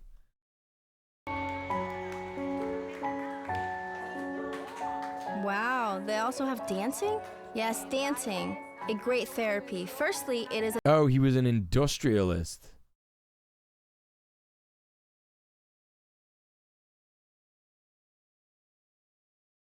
Barely anything is left of Andrew's fortune, which was once valued on par with the oil tycoon Rockefellers and the banking Morgan family. The 13th, fourth generation members of Andrew Carnegie's lineage now have self-made wealth. The self-made wealth of white-collar professionals. What? Best known for leading the expansion of the American steel industry. Right, okay. What, so he gave away all of his dough? a physical exercise. Second, it is a good way of emotional unloading and to uplift your mood. Dancing has beneficial effect on cognitive abilities. They do not let the brain ossify. For Cubans, dance is in the blood. No holiday in the country is complete without dance processions. With an average salary of $15 and the absence of full-fledged entertainment, dance is one of the most affordable and popular ways of spending time. Cuban gerontologists consider these rhythmic movements to be exercise for the brain. Recent global studies... That's me out. I'm not a fan of dancing. Ah, you fucked, Dave. Confirm. That's that Cuban toxic machismo. But it's Scottish toxic machismo.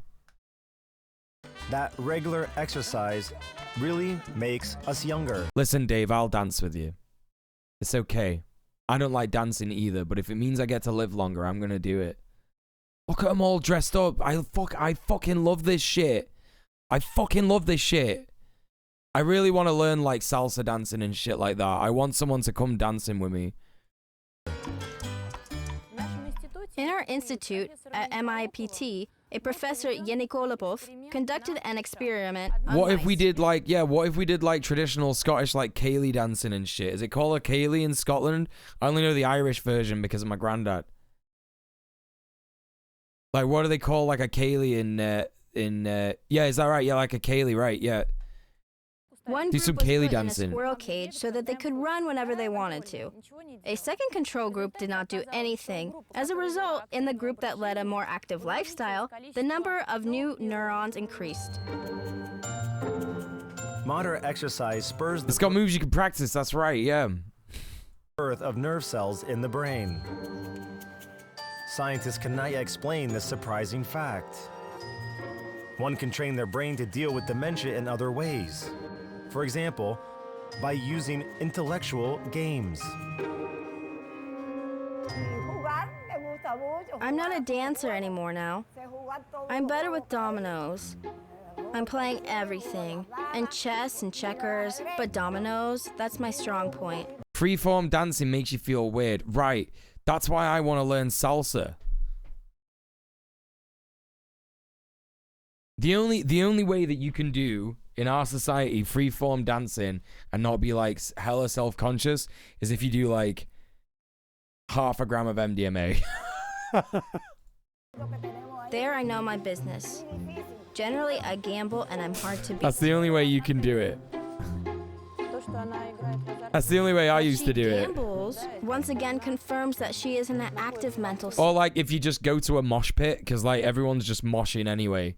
And then it's not really dancing, then it's more just like fucking letting you catharsis, like it's like a cathartic like release of like fucking energy and anger, right? You know? State. Angst. Well, I think it's just do a fucking circle pit. For her age. She vividly reacts to everything. I'll never forget, yeah. One time I went to see the Stranglers. Is it the Strangler? Was it the No, the Specials. I went to go see the Specials at the Apollo in Manchester with my mate Ali. And we started off like together on one side of the room. And as soon as the fucking support act like went off, and they started with like, what did they start with?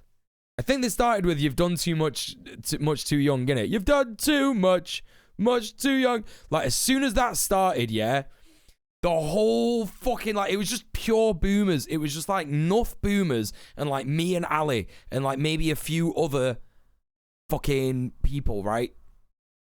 And as soon as that came on, "Mom, too much," all these fucking like old fat white guys just with like fucking like with like beer and just like the fucking room just like they started just like running around the room in like a massive circle, and I was just like taken away with it. Like I could not hold back the boomers. Like I could not do it. It was crazy. I ended up on like the other side of the fucking dance hall. Just with these just like fucking gammons. Like it was sick. It was actually sick. Like no one was like horrible or anything. No one was punching anyone. It was just like a massive fucking circle skank. You know? It was crazy. And obviously they weren't like gammons. They were just like old punks and that. You know what I mean? Like it was pretty fucking sick. But they were like mostly like bald and red and skinheads. But like the good skinheads, you know? Actual good skinheads. Skinheads against racism and prejudice. Sharp. Hey, 9,000 rats. How you doing? Good morning. How are you? Thing that happens. Remember seeing some right states watching Blondie live a decade ago? And the response to events is almost instantaneous. Despite having extreme age, Delia Calavero manages to keep an amazing clarity of thinking, good spirits, and a craving to communicate. Because of these qualities, the pensioner looks younger than her years. I think she's very beautiful. And she has inner beauty that really gives a person some youth and some sort of wisdom that you cannot help but notice when you talk to her. The most important thing in life is love. Oh, I love her. I love her. I would die for this woman. I would literally die for her. I love life. And I'm not seeking for death. I'm always in a good mood. I have a very light character. I always smile. Oh, chat, I'm gonna cry. Easy living and optimism is inherent in many Cubans. The Happy Planet Index ranks Liberty Island consistently high. Now Cuba is among the 12 happiest countries in the world. Really? Okay, every single thing that we hear about Cuba. Hang on. Happiest countries in the world. Let's have a look.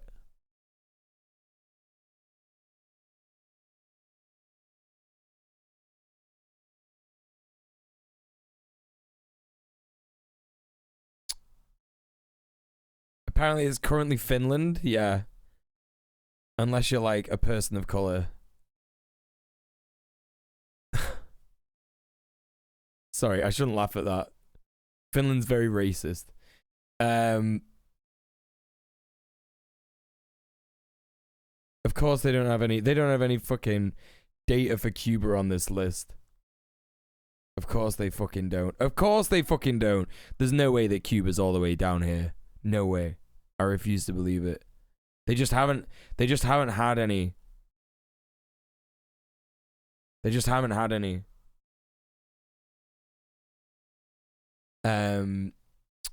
Whatchamacallits? They just haven't had any, oh my god. I can't even think. I literally can't even think.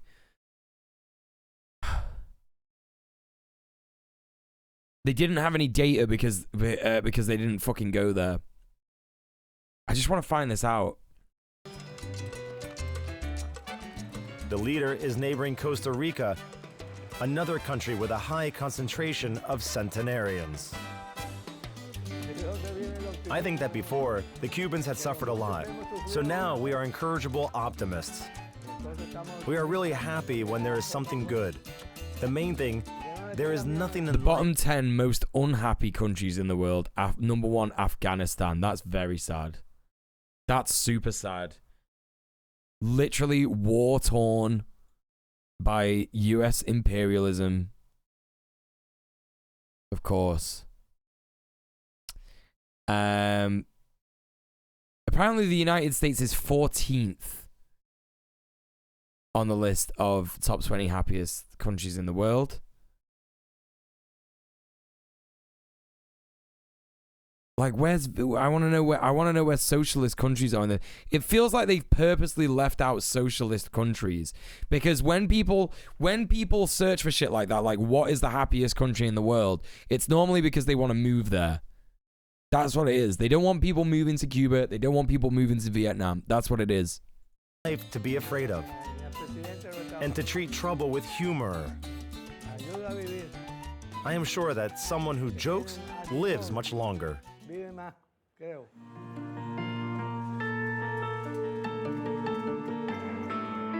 Most people in the US are fucking miserable. Yeah, I'm right here. Right, exactly. 18 to 45-year-olds, they die of fentanyl more than anything. The fentanyl epidemic in the US is absolutely horrific. Yeah. Absolutely horrific. Baseball, demographics, economy, education, environment, geography. What do you mean environment?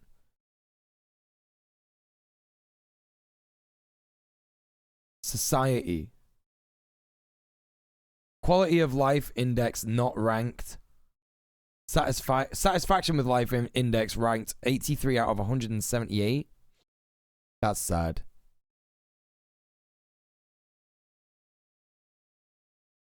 Yeah, there's just like no... It's funny that, isn't it? There's just like not really a lot of information about how happy people are in Cuba. Interesting. Funny how they left that out. Physical activity, strong social ties.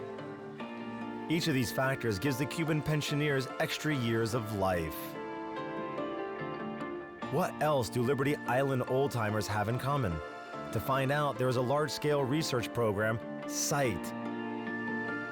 Its purpose, to study all Cuban centenarians. My name is Ludmila Orez Fernandez. Fucking love Cuban doctors. Let's fucking go. Hey, Ludmila. The SITE project, Aging Control Department. I'm 42. She's 42! Was anyone else shocked by how old she was as well?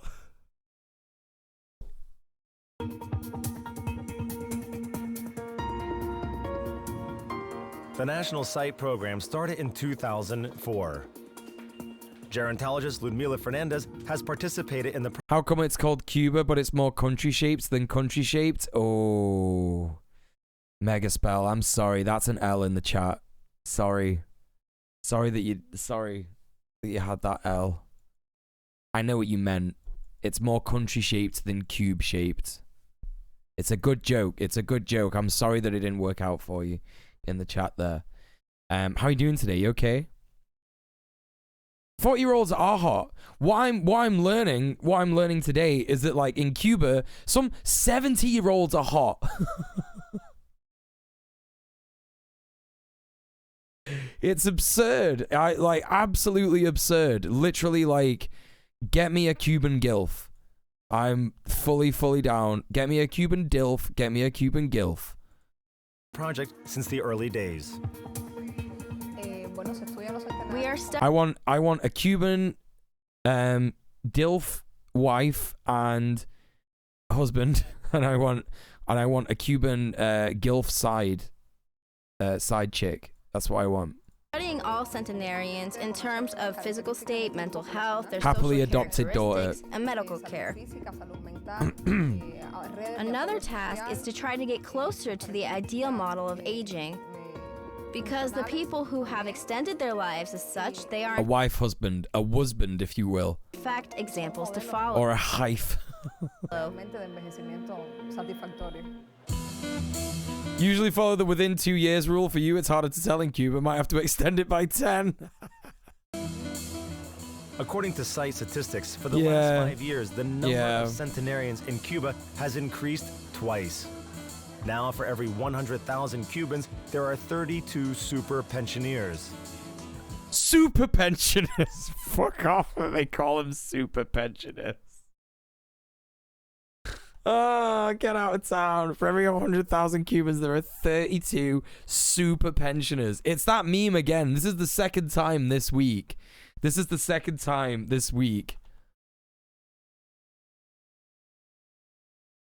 That we're breaking out this meme. It's the second one. It's the second time.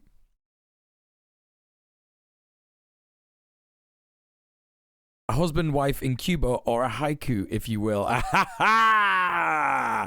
Hello, Andy. That was quick off the mark. How you doing, Andy?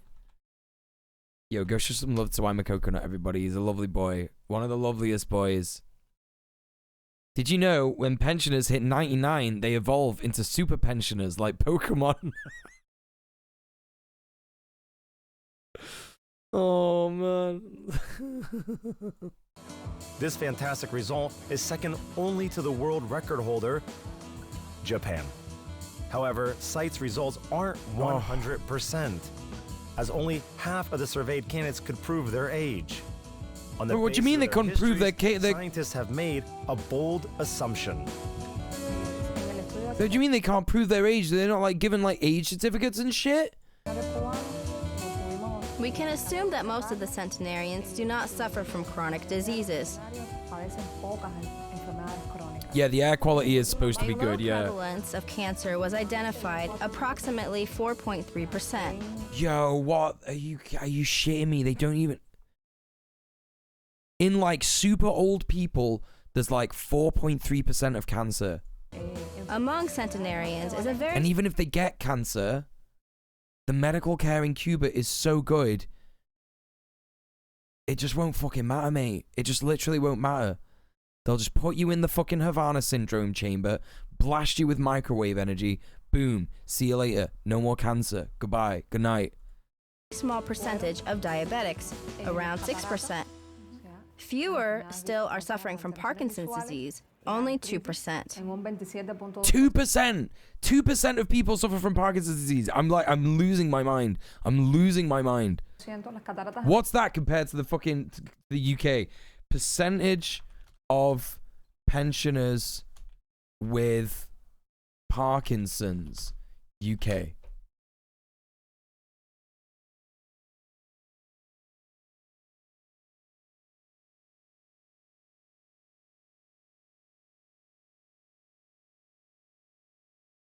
%.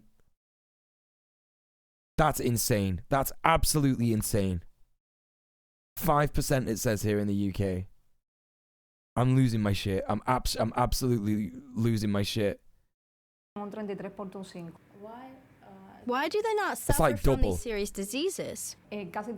Check the US. Okay.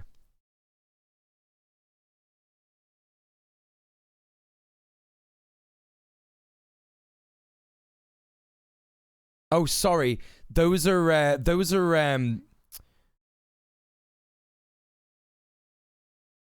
Chimera Ex Machina. Hello, welcome to the stream. How you doing? This is so depressing. I'm gonna go and work out.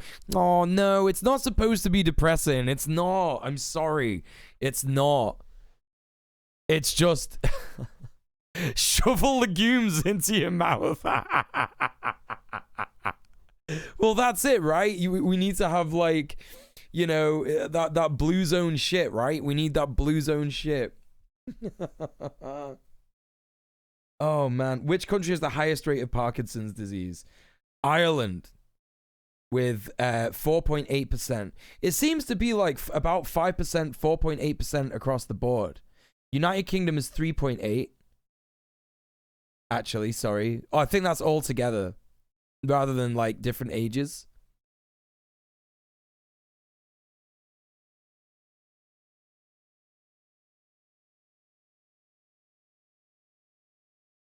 It's legit interesting, but damn, I should have looked into Cuba much earlier. Oh, yeah. Oh, yeah. Yeah, Cuba is, like, actually literally the best country in the world. Imagine if the world was healthy. The thing is about looking at this kind of stuff as well, right? Okay. Oh, this is, like, the death rate. Oh, yeah, the United States is, like, one of the worst. The United States is, like, 4.38. That's higher than the UK, actually. Our fuck-ups are also hurting Cuba and Vietnam. Of course they are. And, like, this data is also, like, it's not going to be that perfect as well.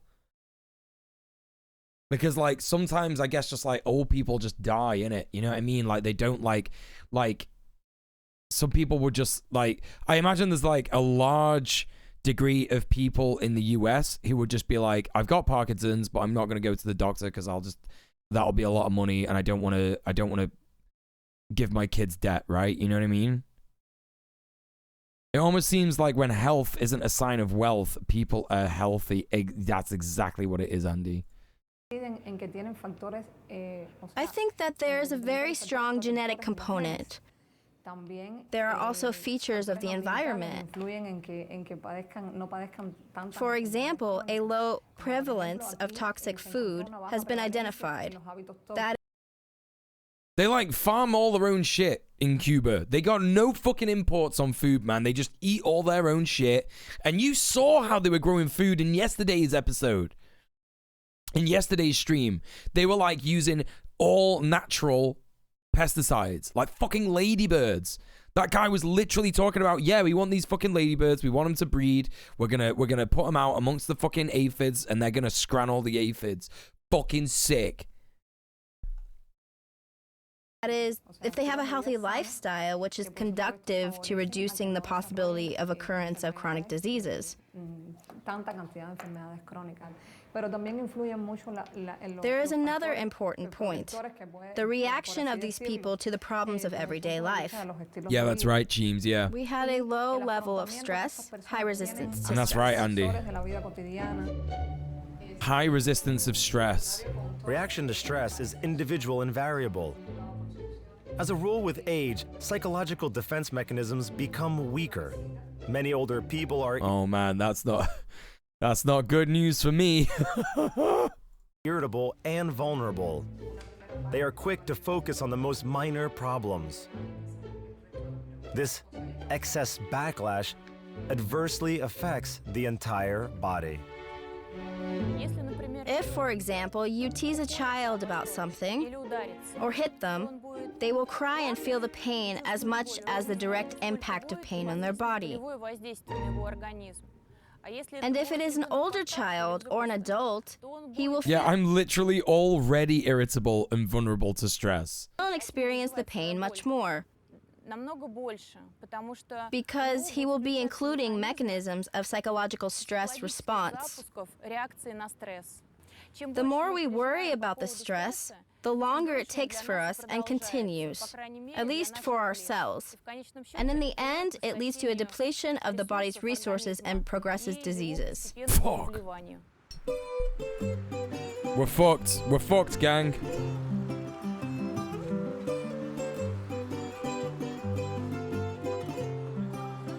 The The Experience Project, the Centenarians' Rules of Life, shows most centenarians have increased stress tolerance.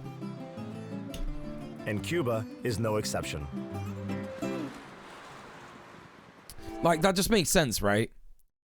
If you live in a country that has been absolutely pounded into submission by capitalism, right? You're fucking used to stress. You are used to it. You're like, oh, looks like we can't get the medicine that we need today. That sucks. You know, just kind of like makes sense, right?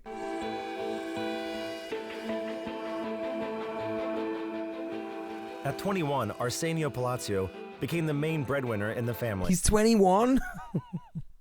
Obviously not. Gang, how old is he? How old is he? Do you reckon? How old is he? Come on, this is the game now. How old is this guy? I'm gonna say... I reckon he's 95. 89? 60?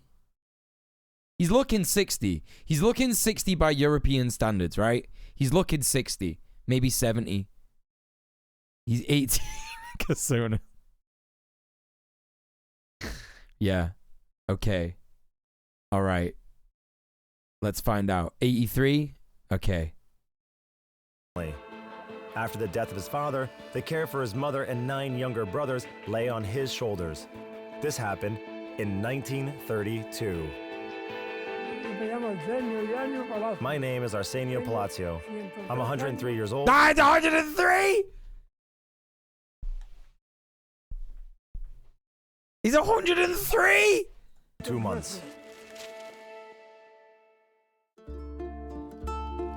He looks about as old as Ronnie Pickering. The village of Muel is 103? a quiet place in the northwest of the country. Its first inhabitants in 1878 became tobacco planters.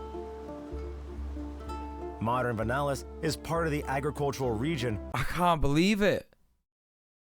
I can't believe it. which produces almost 70% of all Cuban tobacco. Like most villagers, Arsenio, from an early age, grew the raw materials. He doesn't even like live in like a city. He lives in like arse and fucking farm shit. Now I just believe all Cubans lie about their age. Yeah. Oh shit. Yeah, you misspelt that. You misspelt that, Andy. But yeah, he does look like the kecked up guy. He does kind of look like the kecked up guy. Yeah. Capitalism sucks. We brag about making 1-cent hamburgers. You're right. Yeah. Yeah, that's okay, Andy. That's all right. Yeah. Don't worry, dude. Don't worry. The famous Cuban cigars. All of them so far looked at least 20 years younger. I know. Hey, Mr. Dang, what's Life good, dude? was hard because it was in the field. We're all currently getting like exceptionally mind blown by how old, not only how old Cubans can get, but also how even though they're that old, they look young as fuck. Like this guy here, we were saying he's looking about 80, maybe like 70, something like that. This guy's 103 years old. I can't get my head around It's it. very hard to maintain. We need to work. They got very hard. hacks. One should always get up before dark to put the time to good use. I cannot say that I was often nervous. Money was often not enough even for food, yes? But I've always believed in the best. Faith and willpower, the best assistance. Faith and willpower, the best assistance. I'm gonna be using this video in Sunday's Red Planet episode. We're doing Against the Doom Pill. Faith and willpower are the best assistance, not just in beating capitalism, but also in beating fucking age. Beating age. The ultimate life hack, not experiencing any form of capitalism ever. Here's a thing to consider, because these motherfuckers are so old They actually have experienced capitalism. A lot. Like the worst kind. Like colonial Spanish fucking horrific capitalism. Under Batista, a fascist dictator. Think about how old these fucks would have got to if they hadn't experienced that. It's going to be wild to look at like what the average age is in Cuba when we're all like 50, 60 years old. Or older. Yeah, obviously like there's lots of different ages in the chat, but you know what I mean? Like in 20, 30 years time, when there's like people who were born like after, you know, the revolution, that's going to be interesting. It is interesting that for all the decades engaged in tobacco, the grandfather never smoked a cigar. And his one cigarette, a 103-year-old will remember his whole life. I smoked just one cigarette as a child. I was beaten hard for it. My father beat me, and I quit smoking forever. Rum, I also almost Jesus Christ. It's extra fucked up. Like, just like getting, oh man, I hate child abuse so much, but like, you know what? Fair enough, he stopped smoking. Never drink. Well, maybe once a year. Right, if you get to like that age, it's like, yeah, just have a cigar, man. Come on. For my birthday. Just have a fucking Almost cigar, all my man. relatives have died early. I always thought that I would follow in their footsteps. And when I reached 90, I said to myself, all is well. I'm going to live as I want. That's so wild. The centenarian's mother died when he was not even 30. Over time, 7 of 9 brothers passed away. There was this joke in Parks and Rec being about the first person to live to 200 already being born. This makes me believe it. Oh, 100%. 103 should just do all the drugs under the sun. 103 blaze it. Yeah. Just like get the smack out, man. You know what I mean? Fuck it. Only wife died in 1991. Just fucking... Despite the severe shocks, the veteran demonstrates tranquility. It's fucking PCP time, baby! Discretion and peace of mind. Time to go bite some fucking faces! Yeah, it's time for the bath salts. Time to go zombie mode! Let's go! It's fucking bath salts time! Aslan, what's going on? Cuba poggers, let's go. Fucking let's go! Aslan, thank you so much for the 5 months. How you doing? Oh, man. Yo, please go follow Aslan, everyone. He's literally one of the best beans. Incredibly good streamer. Yo, how's Metroid Dread going? You just doing some Metroid Dread? We played that on this channel when I used to be a game streamer. How you doing, man? Welcome in. But what is this true psychological state? A special test for depression can clarify this situation. Cleaning up on Dread? Nice. Was your life ever empty and meaningless? I think there were always enough worries and joys. Do you Dave, thank you so much for being here, pal. Take it easy, mate. See you soon, yeah? often feel sad? Oh no, no way. I am a very cheerful and happy person. Do you often worry or are anticipating something bad? Oh, concern has always been in my life, and there is now. But I have them eliminated.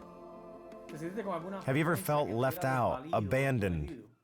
No, never. Wow.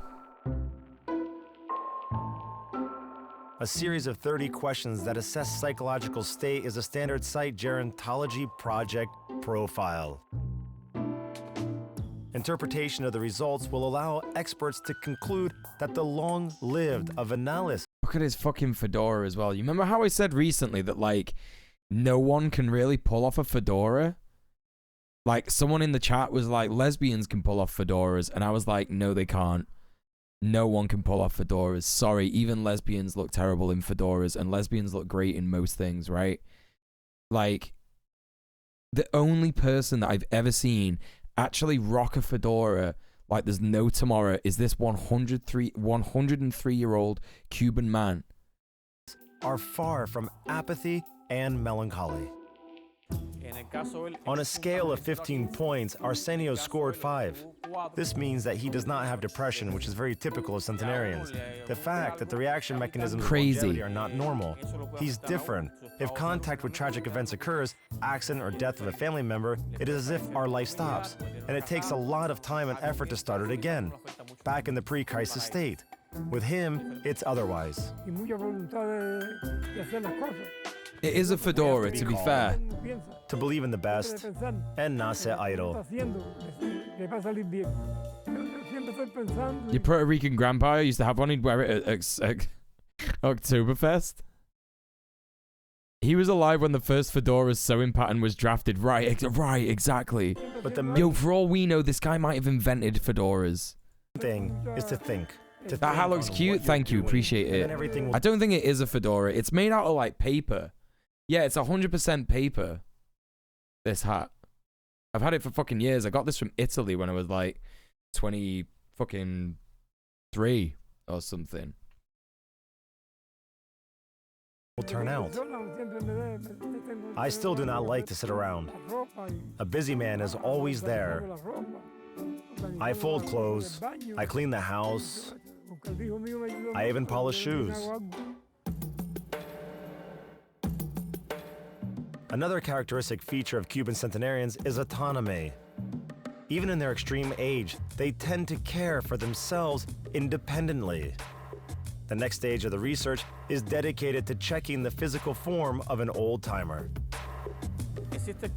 Oh shit. This is where this guy kills this guy by fingering him. There is a notion of fragility in geriatrics. This state of the body which has no more resources to overcome the stress. In this position, the person may lose the ability to work, get sick, or die. One of the signs of fragility are weight loss and physical impotence. With this instrument, I measure the compressive force of your hands. First the right. Lower the hand. Yo, he's just gonna fucking break it. He's gonna break the machine. He'll be like, yeah, fucking squeeze it, and he'll just go, it'll fucking smash. And squeeze it as hard as you can. Harder, harder. Can you see? 22 kilograms. And now with the left hand. This is his busting hand. The left hand is his busting hand, so that's gonna break it. It's over 9,000!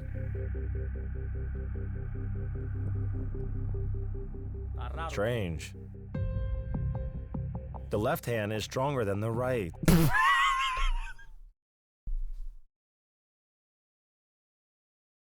Not strange. Not strange at all, dude. That is literally the gooning hand. It's literally the gooning hand. Come on, man. Come on, man. I fucking, like, if you get to that age and you're not like the Cuban strangler. Hey, Arden, how you doing? Yeah, did nobody tell this doctor about, like, masturbation? Strange.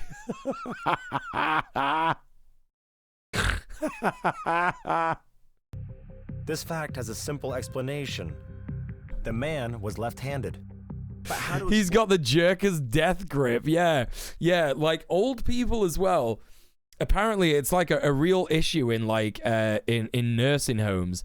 Like old people just masturbate all the time, like literally all the time. They just jack and jill it. And it's like it gets like too loud for some residents and stuff. Like they complain. It's like, this lady, she's being too loud. Like, what's she doing? What's going on in there? It sounds like she's having like a night terror. Explain the surprising results of the old-timer. I'm going to be gooning hard if I get to 100 years old. It's literally all I'm going to be doing. I'm going to be trying to like get to the stage where I've gooned so hard that I've transcended. Do you know what I mean? Left hand strong, prostate good, weird correlation. What's that about? His performance on the dynamometer, the rate for a 60-year-old man.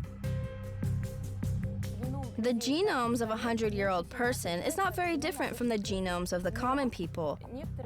But some studies show that there are some positive mutations in these people. Me walking down the hallway in an old people's home. Why are they all clapping? Why are they all clapping? Are they clapping for me? And these mutations belong to the genes responsible for maintaining bone, muscle, insensitivity to pain, lack of susceptibility to viruses, and so on. That's why you gotta take care of your prostate when you're young. That's right. That's absolutely right. The Goonlightenment, yes. All of these genes ultimately result in increased stress resistance of the organism.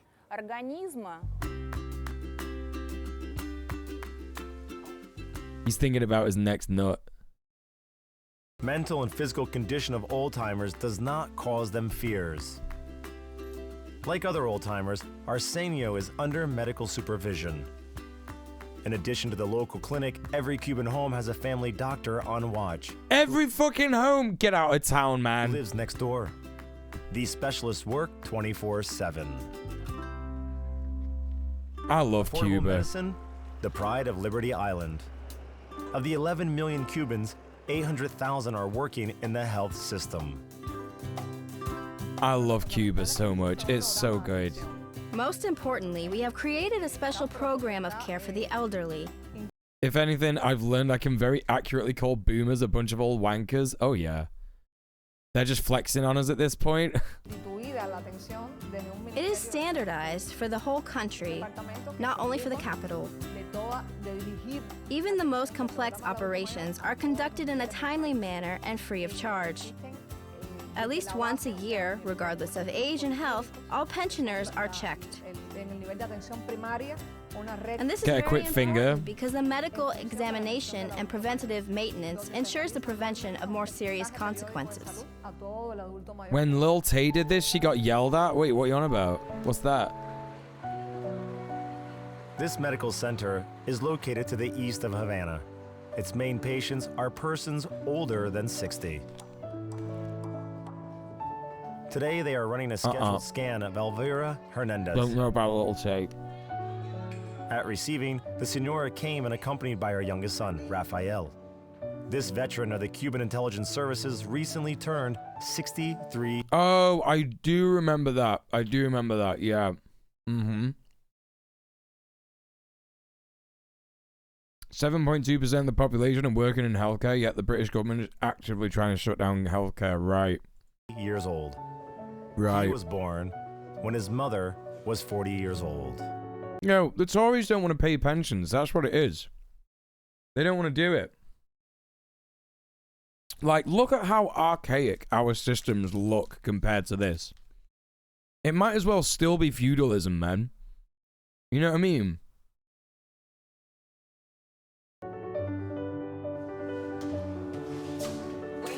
Good afternoon. Elvira Quintero.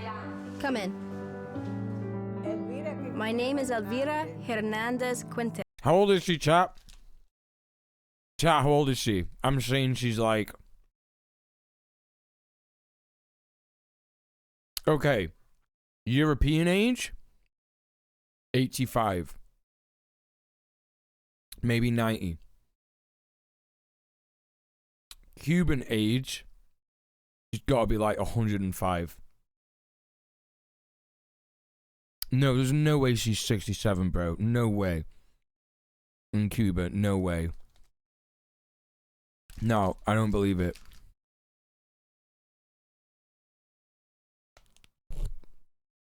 $69 years old.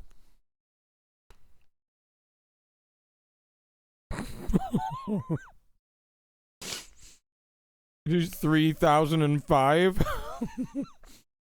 She's 67,000 years old.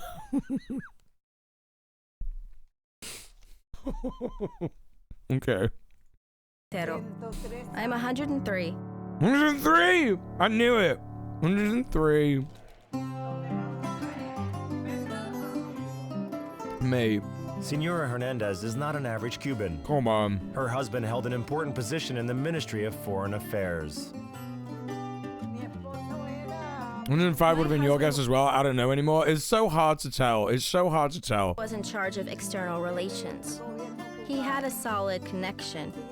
We were often invited to various meetings. That's why she's looking older, man.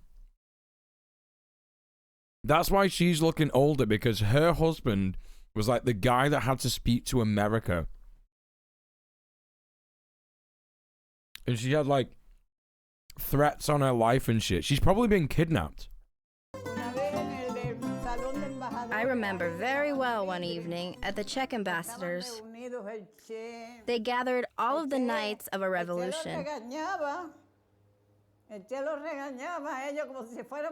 Hi, Lilith. Welcome back. abused Yeah, they them put a like they were fedora on me. children, like boys, because they had come in shirts. On a visit to the She's doing what some women do in the US and claiming to be 5 years younger. She's actually 110. That's right. ambassador, one has to go sharply dressed, she shouted. Yo, she could get away with saying she's fucking 80. I'm sorry. She could get away with saying, yeah, I'm 83. I would believe it. Sorry. In general, he was I a would very, believe very it. nice young man.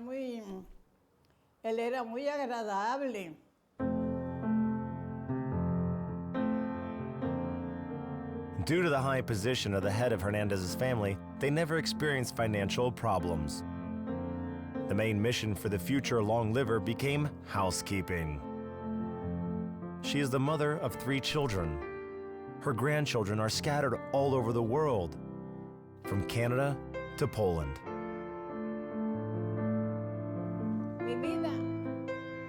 My life, Yo, she got that blue rinse as well, yo. She got that blue rinse. Let's go, Elvira. it is the people who surround me. My Yeah, I children, love Elvira with the blue rinse, you know. my grandchildren, my children's wife, and friends. Think, what is the point of living if I were alone? I'd felt like junk or something like that.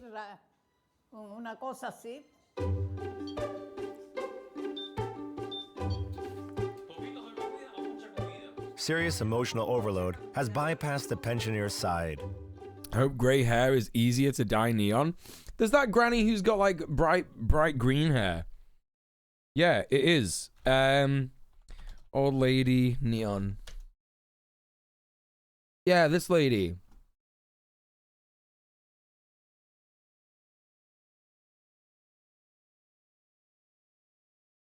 This lady, innit?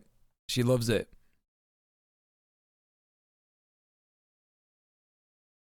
I forget what her name is. The green lady, Elizabeth Sweetheart. Yep. The main stress factor for the organism has become a common one in Cuban habit. That's who you want to be? Elvira Sick. Hernandez smoked for about 70 years. She's fucking smoking for 70 years as well, and she still made it to 103. That's why she looks like that. Despite the dangerous passion, the woman kept good health. Her medical records show Yo. If she didn't smoke, she'd be looking like 60 years old. This is ridiculous, man. no chronic diseases. Another medical examination revealed no serious pathologies. Yo, I bet even cigarettes in Cuba are good. You know, like tobacco companies in like America, like putting like fucking formaldehyde and shit in cigs. I bet they don't even do that. I bet they don't even do that in Cuba. I bet they just fucking put like raw tobacco in there. They're just like, yeah, smoke this shit. Smoke that shit. It's like the cleanest as fuck cigarettes you can find in the entire world. They got cigars, I know that much, yeah, but they got cigarettes too.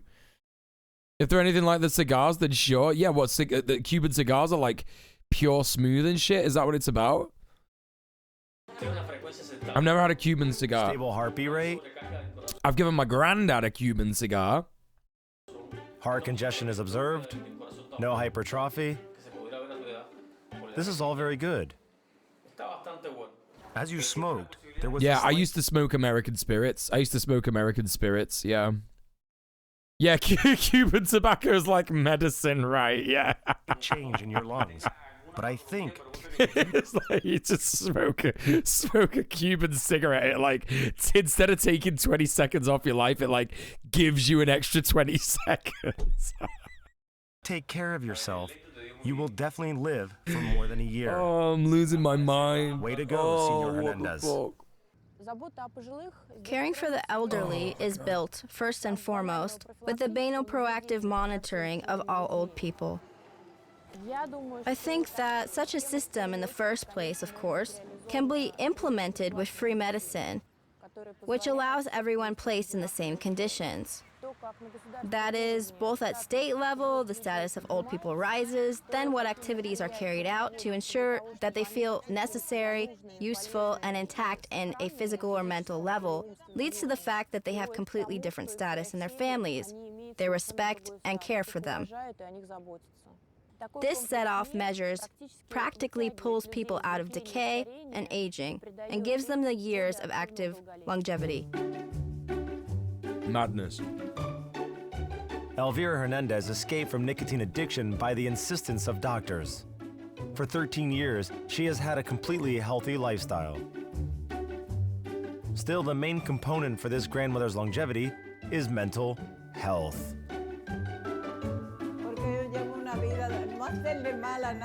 Never do anything bad in life. Help all those you can.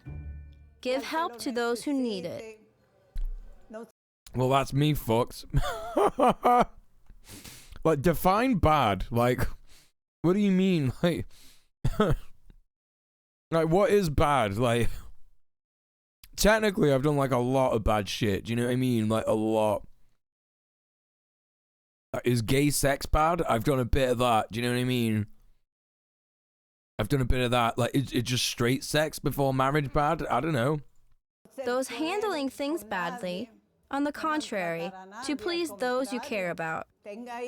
You are young, have children, so then I'll be someone to fight for, and have a desire to live to see them grow, to see how they rise and come forward. This is the most important thing in life.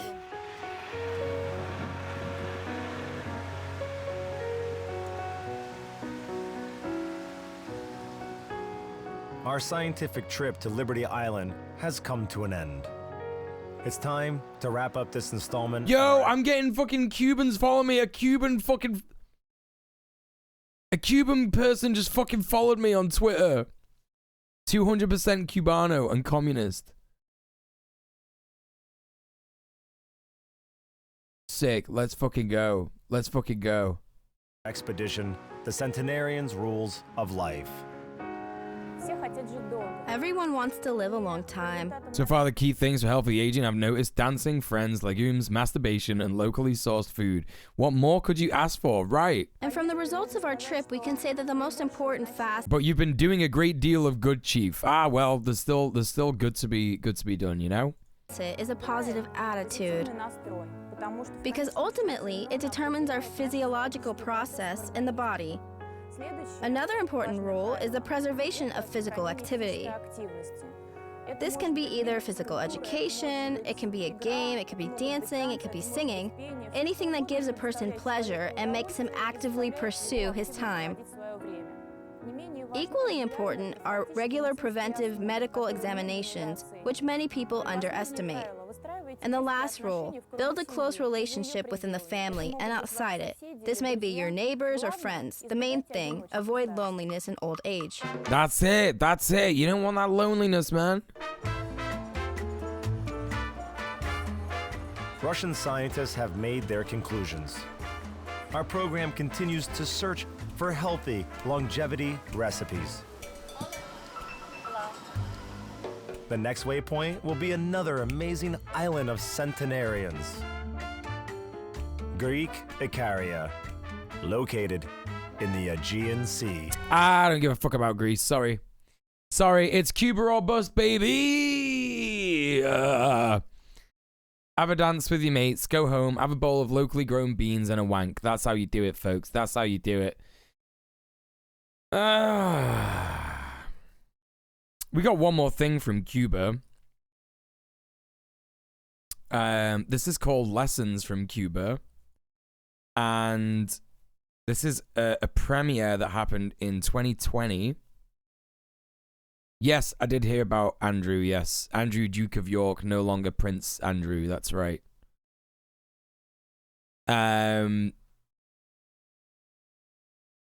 Is this just episode 1 of the war on Cuba? Oh, it is, yeah. Oh, they talk about it for a long time afterwards. So I feel like we could watch this.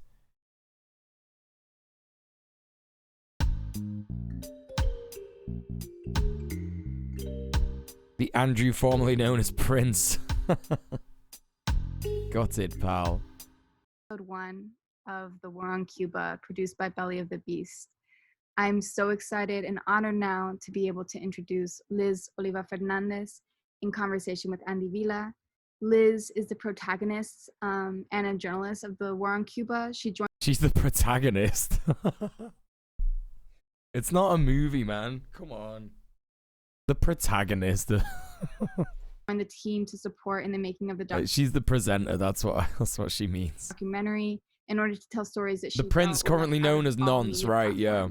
She's an independent journalist based in Havana, and her work largely delves into politics, feminism, and racism. Oh, yeah. Andy Villa is a college student who migrated to the United States with his mom in 2004.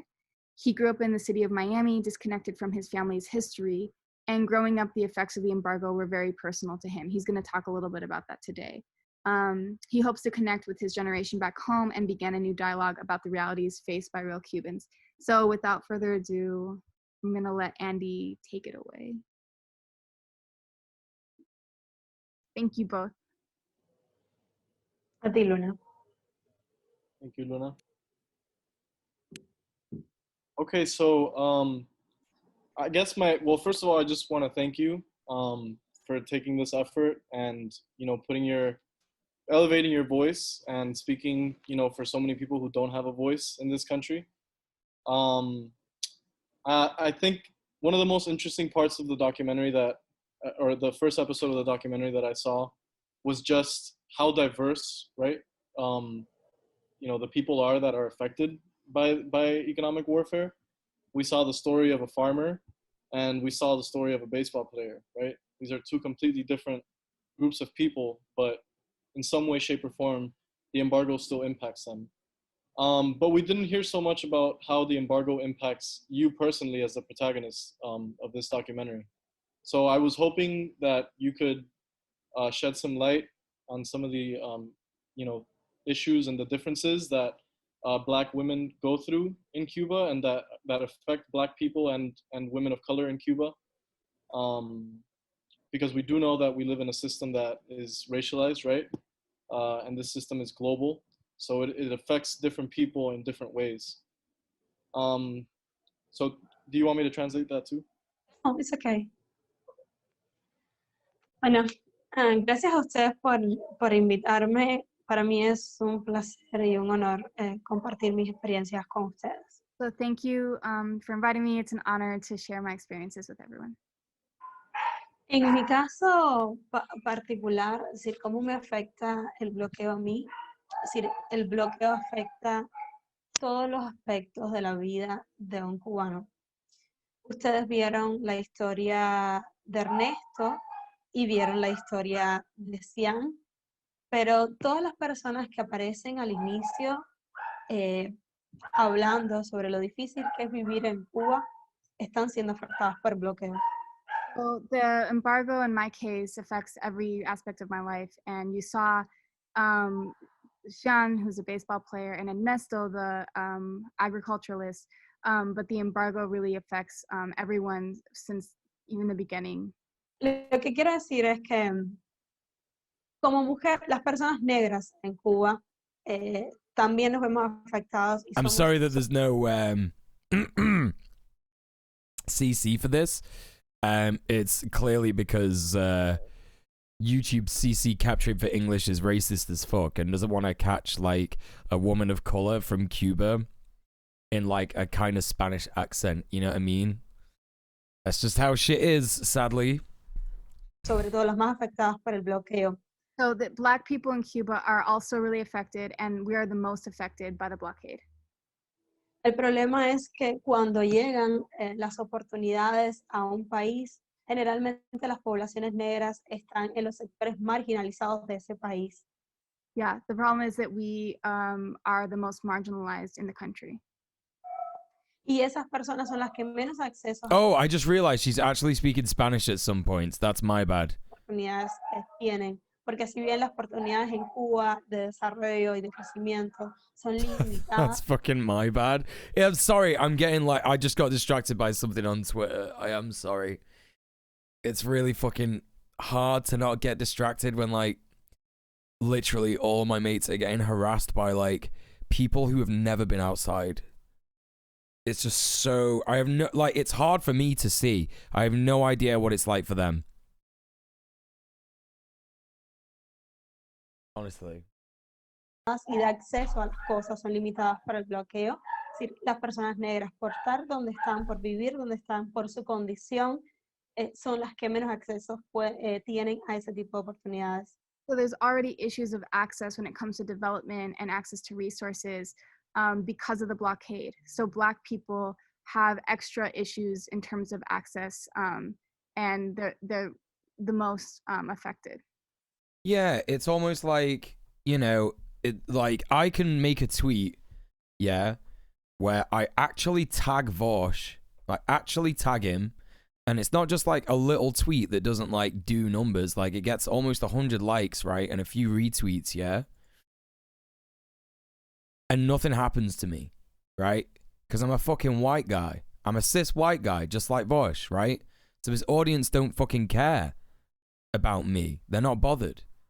Like they name search me and they see me and they're like, oh, we don't need to worry about him. But as soon as it's like a trans woman, you know, or just like a cis woman, or like just a fucking, you know, any marginalized person, then they just go ham.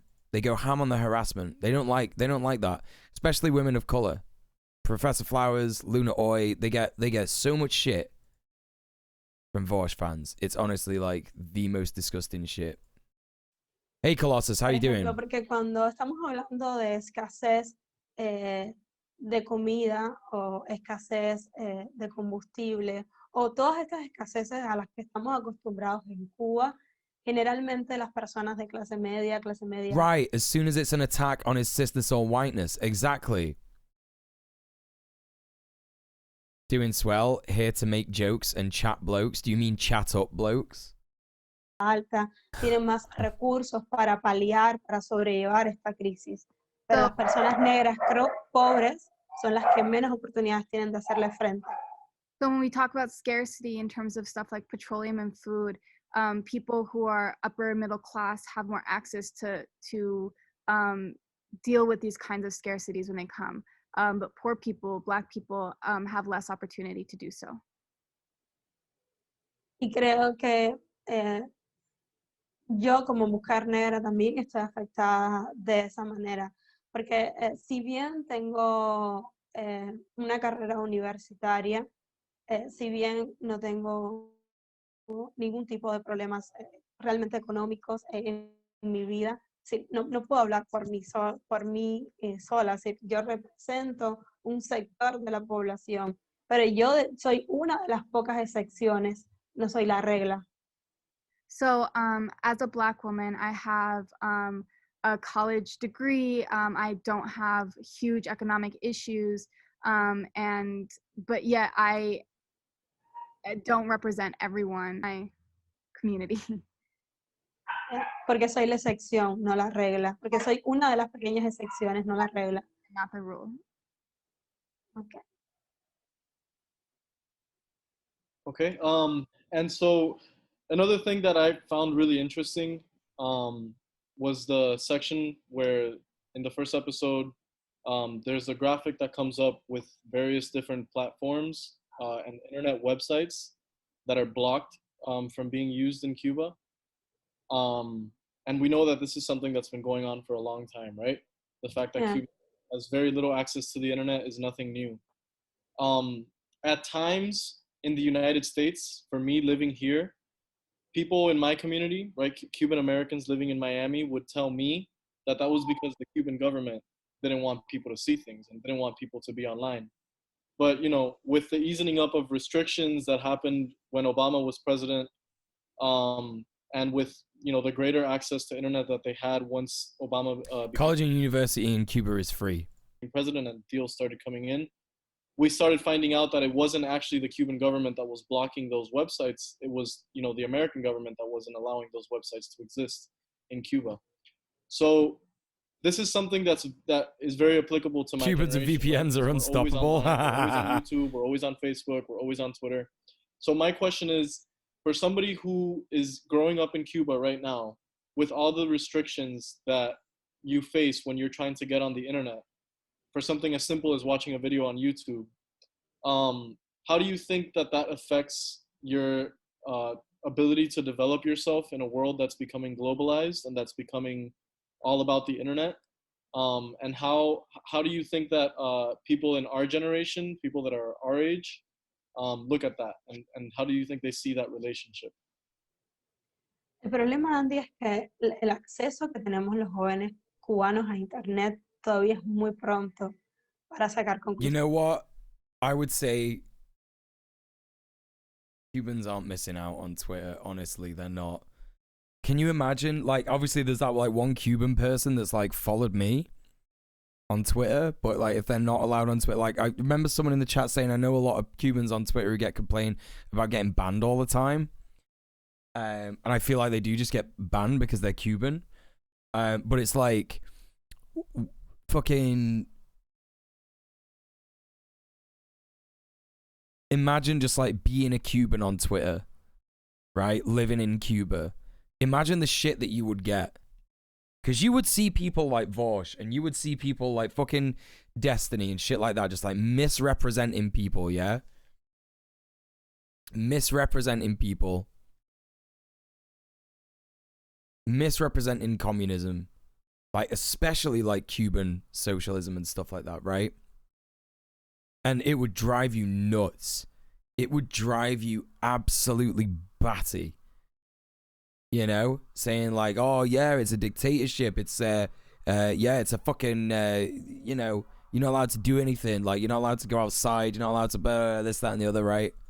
Yo recuerdo the access that young people have. That would suck. It's too soon to start coming up with conclusions. Yo recuerdo la primera vez que me conecté a Internet, estaba en la universidad. Hace mucho de eso. Y trataba de navegar en Internet con la curiosidad que tiene todo el mundo cuando tienes el mundo a solo un clic. Y hubo una serie de páginas que me decían, lo siento, este contenido no In fact, that's a good point, Cheems. Can, like, yeah, it would be like endless racism for them, right? Like, what could Cubans even get VPNs because of the like, would it be possible for them to access shit like that because of the internet embargo and shit? That's a good question. I remember the first time I got on the internet, I was a university student, and just like every other young person, I had a lot of curiosity, and I started navigating, and I kept coming up against pages that said, I'm sorry, this page is not available in your country. Y es como, ¿qué?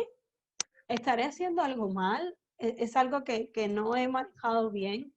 Hasta que no logras tener conciencia de eso, es decir, hasta que alguien me dijo, no, es que el bloqueo no nos permite acceder a este tipo de información, y estaba como... Is it like Google specifically? Like, how does it work? I feel like they're not allowed on Google. I feel like they have to use other search engines.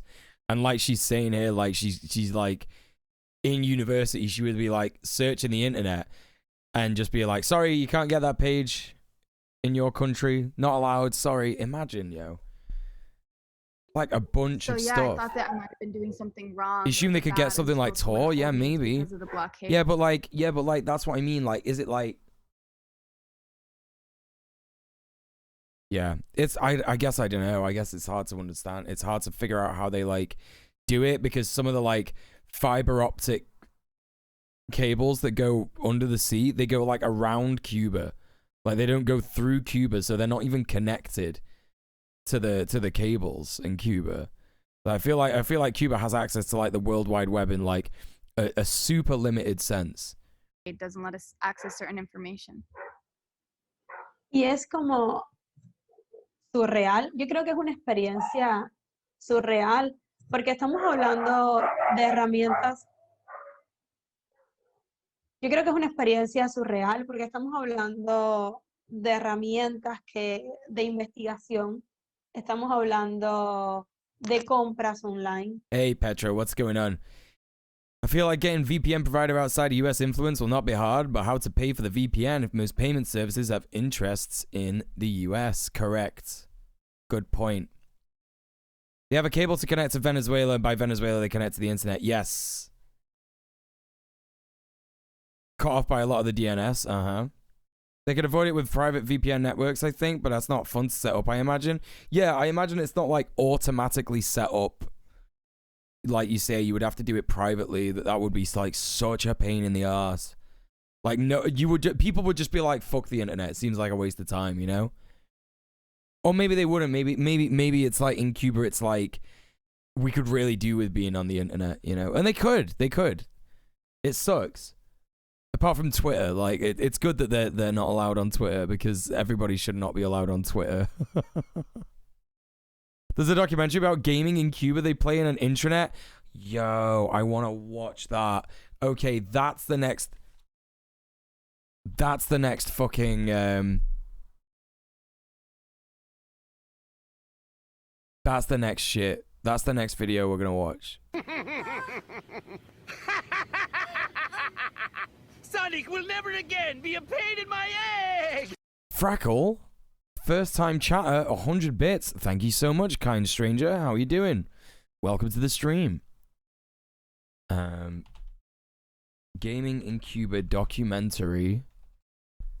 Okay. I feel like gaming in Cuba is a lot more wholesome. Yeah, maybe, right? You got it there? Thank you so much for the follow. Glad you're doing pretty good. Cuba's Gaming Network. Thank you for the link. Should we watch this now? It's like 20 minutes long. Yeah, because this is like 40 minutes. We'll save this for another day, maybe. Maybe we won't watch this. I don't know, because I feel like she talks about a lot of other stuff that is already covered in the rest of the series of Belly of the Beast. Let's watch this. Let's watch Gaming in Cuba. Content warning for gamers, folks. You know what it's like. You know what it's like. Questions. You believe in God? Oh my God, Johnny, thank you so much for getting existential with us. That is very important questions. Do you believe in God? Very true. Thank you for the 700 bits, man. Appreciate you.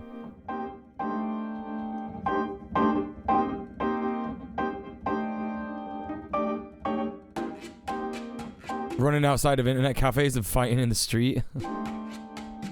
Despite being barely 100 miles from the tip of Florida, Cuba is a place many of us think of as being isolated, cut off from the world, like a Caribbean North Korea. Indeed, the country is famous for its classic cars, their enduring presence partially a byproduct of long-standing trade embargoes. But while much of Havana looks like a time capsule from the 1950s, the country is slowly working its way into the 21st century. For instance, Cuba has internet. Internet access is still rare in private homes. Yeah. If it's look, if they start talking about like anti-communist stuff or like anti-socialist stuff, we'll just pick it apart. That shit's easy. Like, I'm not scared to see that shit. Do you know what I mean?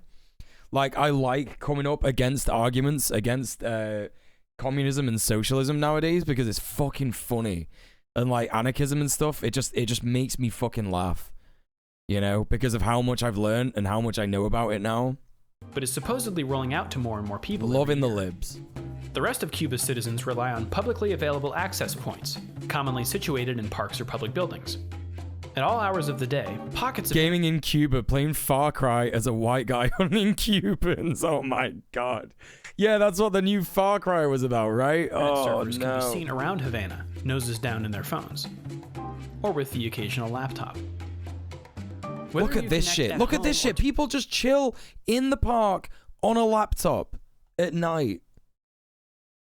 That's sick. To a public hotspot, you are greeted with a captive portal, familiar to anyone who has tried to log into free Wi-Fi at the airport. To get my own login, I had to buy a one-time use card, good for 5 hours of internet. Our guides Alfredo and Carolina led us to a small shop run by Atexa, Cuba's state-owned telecommunications provider.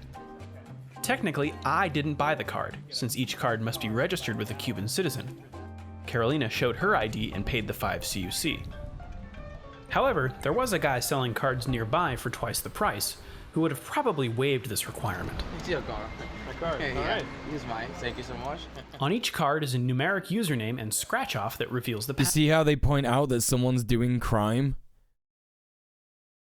They were just like straight away like, there's a guy here who's doing crime. Password. From there, it's as simple as connecting to the public hotspot and logging in on the Atexa login page. Wi-Fi Atexa. Wi-Fi Atexa. You have to... And I bought this card, so this is my Usario. That's a long string. And once I use this card is done, right? But you can close the card, so you can save time. And then you have you have 5 hours, so your time is I think it's beginning now. Okay, then so go you have Facebook, internet, Instagram, or YouTube. This is low, okay? yeah. Yeah, it's low. The speed is decent, but more importantly, it felt like the real full internet, not some government-approved walled garden. Hey, look at that. That's not too bad. That's pretty good. There was a catch to this, however. So this card won't allow me to look at political it things? will, but it will go directly to my ID. Oh, because you showed your ID. Yes. Okay, so, and what, like Wikipedia? Like. Yeah, you can go on Wikipedia, but okay. just for normal stuff. Okay. That's enough, it seems, to keep the whole thing self-policing. Phones have limited data abilities over cellular, such as Atexa email, but they connect to Wi-Fi just fine. The world's internet is available, but expensive. $1 per hour of internet is a lot in a country where monthly take-home pay ranges from $25 to $50 per month. Yeah, fuck that. That expense, and having to go to a park to get online, is a pain if all you really want to do is play online games with your friends. Thankfully, there's a workaround. SNet, short for Street Network, is Havana's citywide homebrew intranet. This building houses a bank of servers called Genetica, and broadcasts a limited-range signal that can be picked up with devices called nanostations. No way. Jesus is an administrator for SNet, and showed us how the whole thing works. His friend Roberto translated for us. The signal comes from there, from those buildings. That's called Genetica.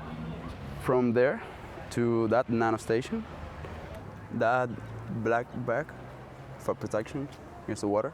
The signal with the current equipment isn't strong enough to broadcast from everybody. So what they do is they send the signal and it bounce from here to there. Yeah, citywide LAN. So that's what it's going to be. The whole city, everybody can stay connected. Now, the whole it is gangster shit, right? To the SNet. Absolutely gangster. Can access the Wi-Fi from practically anywhere. How many people does this tower give internet to? ¿Cuánta gente hay este nódulo? 250. 250 people. Yeah. Yo, 250 people, that's enough for a game of Fortnite. Several people. That's enough for 2.5 games of Fortnite. Are connected by cable because not everyone can get access to the Wi-Fi. Okay. For the location. You would know everybody. You would know everybody who was like murking you off in fucking Fortnite, right? You would just know everyone. That would be so wild.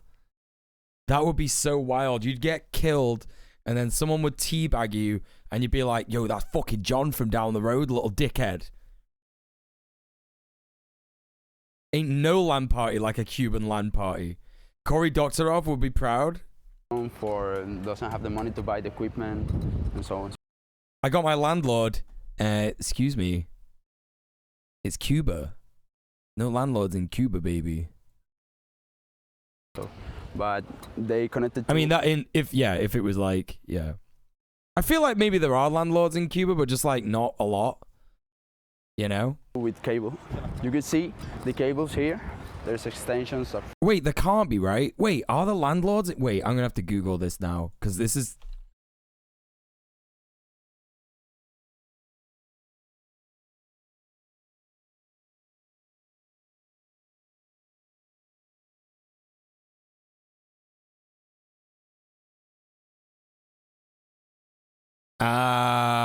In 2019, a new constitution was approved which officially recognizes the right to private property. That's not good. While also reassuring the central government's authority over the regulation of production and land.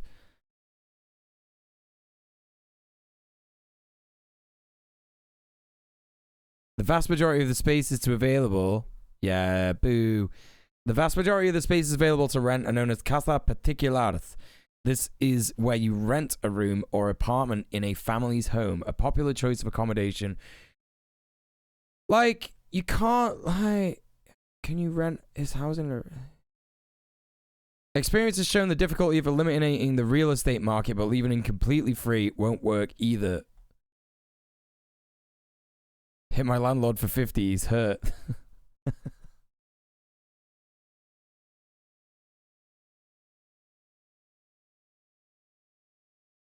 Hang on.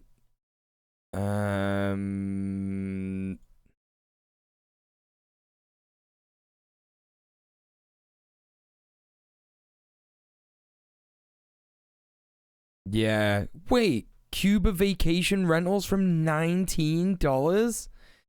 Oh man, it is like cheap as fuck, man. That's crazy. That's crazy. As in all real estate markets, location matters. Properties 5,000, 25,000 Cuban convertible pesos. Yeah. So that kind of sucks that they didn't have landlords, but now they do. That kind of sucks, right? Not good.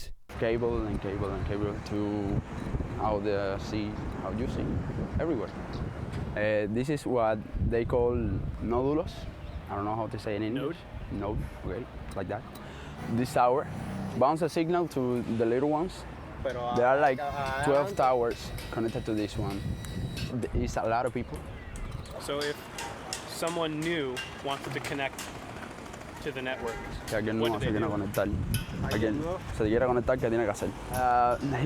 would have to buy an antenna station and build a small tower, and he gives access to that person with an station, and other people can connect to him, and that's how it keeps growing.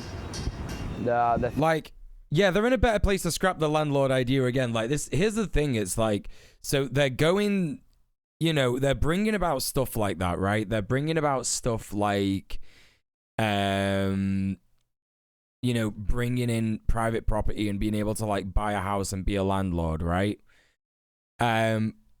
Because of shit like it's gonna be because of external pressure, right? They have to live under a certain amount of capitalism. That's why it's not full communism, you know, it's socialism, right? So it makes sense that they would have ended up having to actually turn around and be like, okay, we've got to have like a bit of the real estate market, like for some, do you know what I mean, for like a little bit, because we need foreign investment because we don't have a lot of fucking money, you know. It kind of makes sense, right, because of the embargo stuff. It's just so fucked that we're like I get so mad that, like, you know, obviously like Cuba is great, like all the stuff that we've learned this week is about how great Cuba is, but the things that really stop it from being like amazing is, I mean, it's amazing already, right? And this is just like with little changes to capitalism, like for example, housing is a right, healthcare is free, stuff like that, you know what I mean? Like the way the community works together is totally different and based on like the community rather than individuals. Well, people care for individuals, but they're part of a community, right?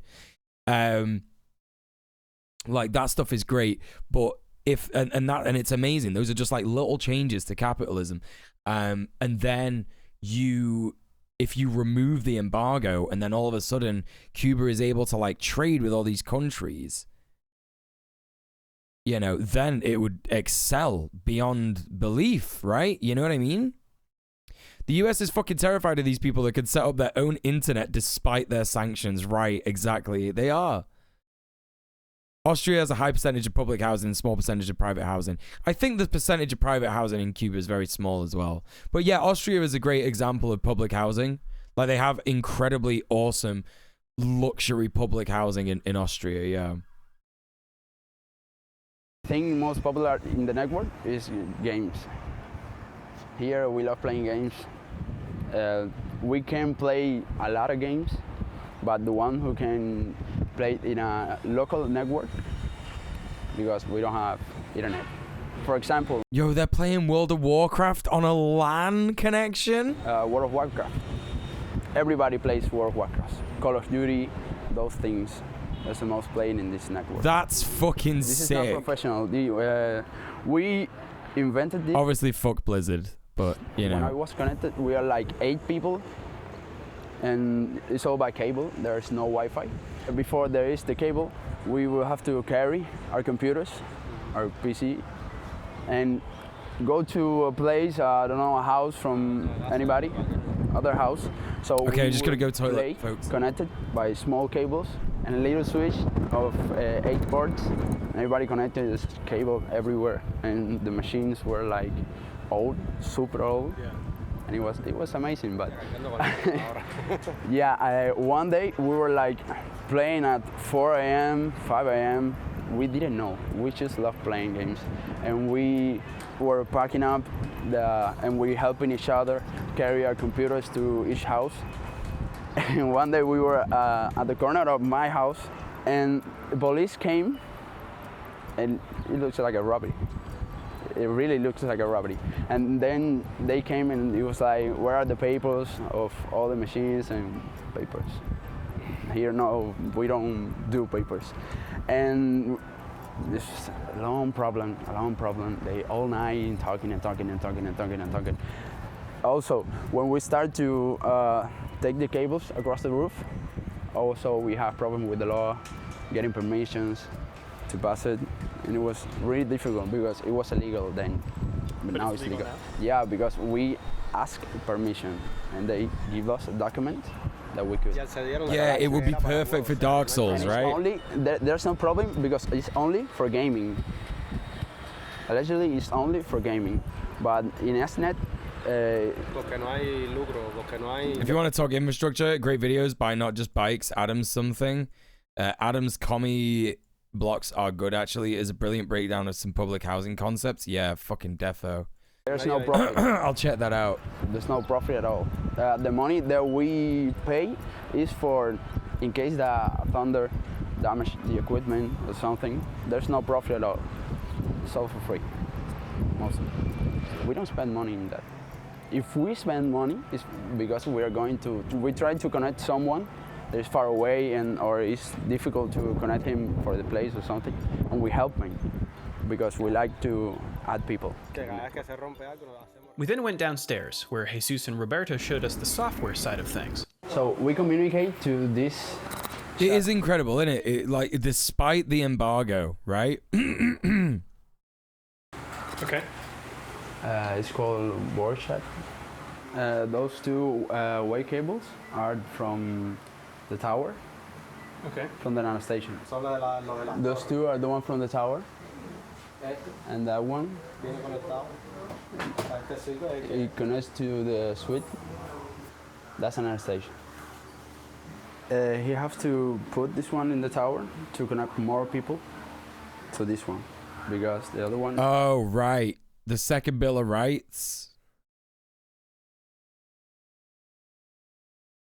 wanted to give people, so FDR wanted to give people the right to work, adequate income for food, shelter, and recreation, farmers' rights for fair income, freedom from unfair competition and monopolies, decent housing, adequate medical care, social security, and education.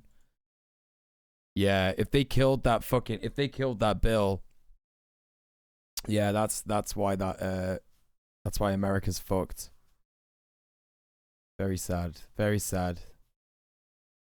Hey, Vicente, what's going on? How are you? Just looking at more Cuba stuff, man. It's full. You put it there and point into the direction where all the people are, and it's like a radius, like that. And another one in the other direction to connect the other people. From all the people who lives there, the people from the river, everybody. That's all the little nanostations that are connected to the big one. When they're gray, when they're darker, it's because they are turned off. In that. Yo, I can't find that video that you're talking about, Colossus. You just learned that in addition to Kroger's supermarket chain striking, the NSF, our railroad agency, is striking as well. Fuck yeah! Let's fucking go! Program you can control. You could just drop it in the chat, man. No worries. I'll give you a permit. That's the control of the whole network. Those people are connected to that nanostation. That's the little towers. Thank you. They are connected to this big one. He just connect that person, that little tower, and now they have Wi-Fi. You see? Yeah. It's connected now. Sometimes the people that are connected to a little station, between them they have problems in the computers, in the cables, in those things, and those problems comes back to the big tower, to him, and yeah, it looks like a really good channel, Colossus. Thank you. Everybody's got a problem. If one is having issues with the computer or whatever, it's transmitted to everybody. Okay. So he disconnected him until he fixed him, and when it's fixed, he connected again. Gooning over infrastructure lately, yeah, good. For bad behavior? When they start making business with profit from himself, we don't permit that. Yeah, based Cuba. Literally everything is based in Cuba. So sick. Straight away. Soon as you start fucking with like profit incentives and shit like that, no mate, sorry. No more gaming for you. Get fucked. Get out of town. Gamers are the problem, and even Cubans know that. This is fucking sick. That's how we say baneamos. We ban him. Yeah. Baneamos! Fucking baneamos, motherfucker! For cheating in games, there's like 2 or 3 Yo, what's going on, Mr. Fishy? How you doing? Yo, about to fucking baneamos this bitch! People, the admins of games.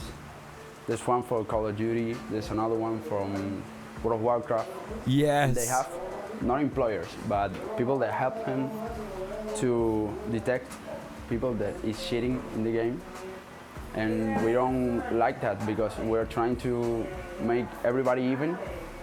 So if we caught you cheating, we ban you. Yo, that's like, a baneamos, bro. That's a baneamos. Maybe in a month or 2, you can play. And if you keep doing that... We could have played 500 Years Havana Festival a few years back, but they couldn't advance the airplane tickets. Oh, shit. Are you in a band, Vicente? I keep doing that. We just ban you and, I don't know, buy another... Go to other network, I don't know. It's the only one. How do people find out about new games to play? Mostly, somebody. Oh, nice, yo. Anybody who has access. I don't know if you're in the Discord, but if you're in the Discord, share as your band and stuff. I'd love to see that. Mr. Stardust, is it normal Wi-Fi with the repeaters? No idea, mate. No idea. Yeah, yeah, just go to another network. Mostly, somebody, anybody who has access to the internet, good internet, download one game, and I don't know, magically, just comes to the network and share it, and it will be like, oh, let's play this game, it's good, we can play the local network, and everybody could play that. That's fucking based as fuck. What they do is they get a game and then like they just share it with everybody. I fucking love Cuba, mate. Honestly, this is literally the best shit ever. Like, there's a couple of things that we've learned about it. There's, like, still, like, racism in Cuba. That's not great. Still little examples of, like, you know, queerphobia and transphobia and stuff.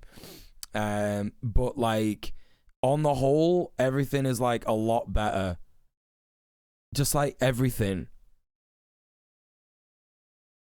The machismo stuff, that's not great either, you know?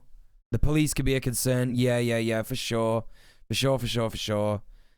It's a mix of Wi-Fi and cables, right? Yeah, the police could be a concern, but it's like interesting that the police are sort of like not interested in protecting property, right? More than people's rights and stuff. It's a huge local network, dude. Yeah. Yeah, I didn't know what you were saying when you were like, is it Wi-Fi with repeaters? Because I was like, yeah, I don't know how they like make this.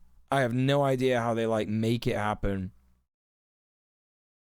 Police are ass in pretty much all of Latin America. Yeah, we don't know much about the police in Cuba so far, but you know, yeah, they're like all cops are bastards, right? You know.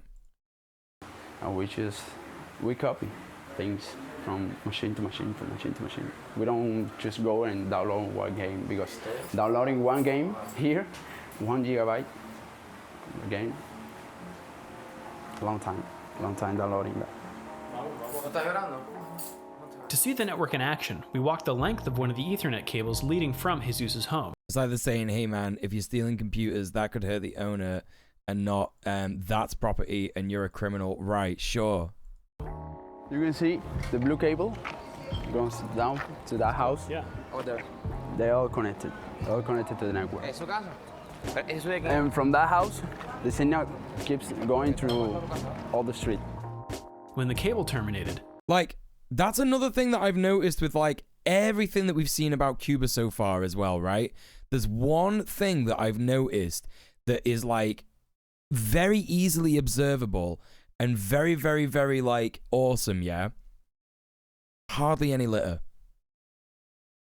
Hardly any fucking litter anywhere. Even though like the state of these roads is a bit like, you know, not that great and stuff. No litter. Everywhere is clean as fuck. Like, even though like maybe the buildings are looking like a little bit dilapidated and whatnot, you know? Ethernet cables strewn about like telephone wires. Yeah, that's what it is, yeah. So did the reach of Jesus' node. You've seen that in Istanbul? But of course, there are more nodes, which turn into more switches that connect more people to SNet, and the network grows. By some estimates, SNet serves over 20,000 people. See there? What? Like walking over here, and the police. Yo, what's going on, Carpe Bags? How you doing? Yo, can I get it? Oh, I'm the only mod here. Please go follow Carpe Bags, everyone. If you like my streams and like my politics, you will love his. Yeah, that's it. People care about their country because their country's laws care about them. Exactly. That's what it's all about. It's almost like fucking communism and socialism works and can work. You know, especially when they like look at the mistake. That's literally what someone said in the video the other day. Like, you know, fucking... We learned from the mistakes of the Soviet Union when the Soviet Union collapsed. We saw the mistakes that they made and we learned from it. Vietnam's like that too, I hear. Yeah, I imagine it probably is, right? Yeah, I was just saying that before, Vicente. Yeah, imagine what you could do. Imagine what Cuba could do without the embargo, right? That was right there. It was very funny. The cables from his network and...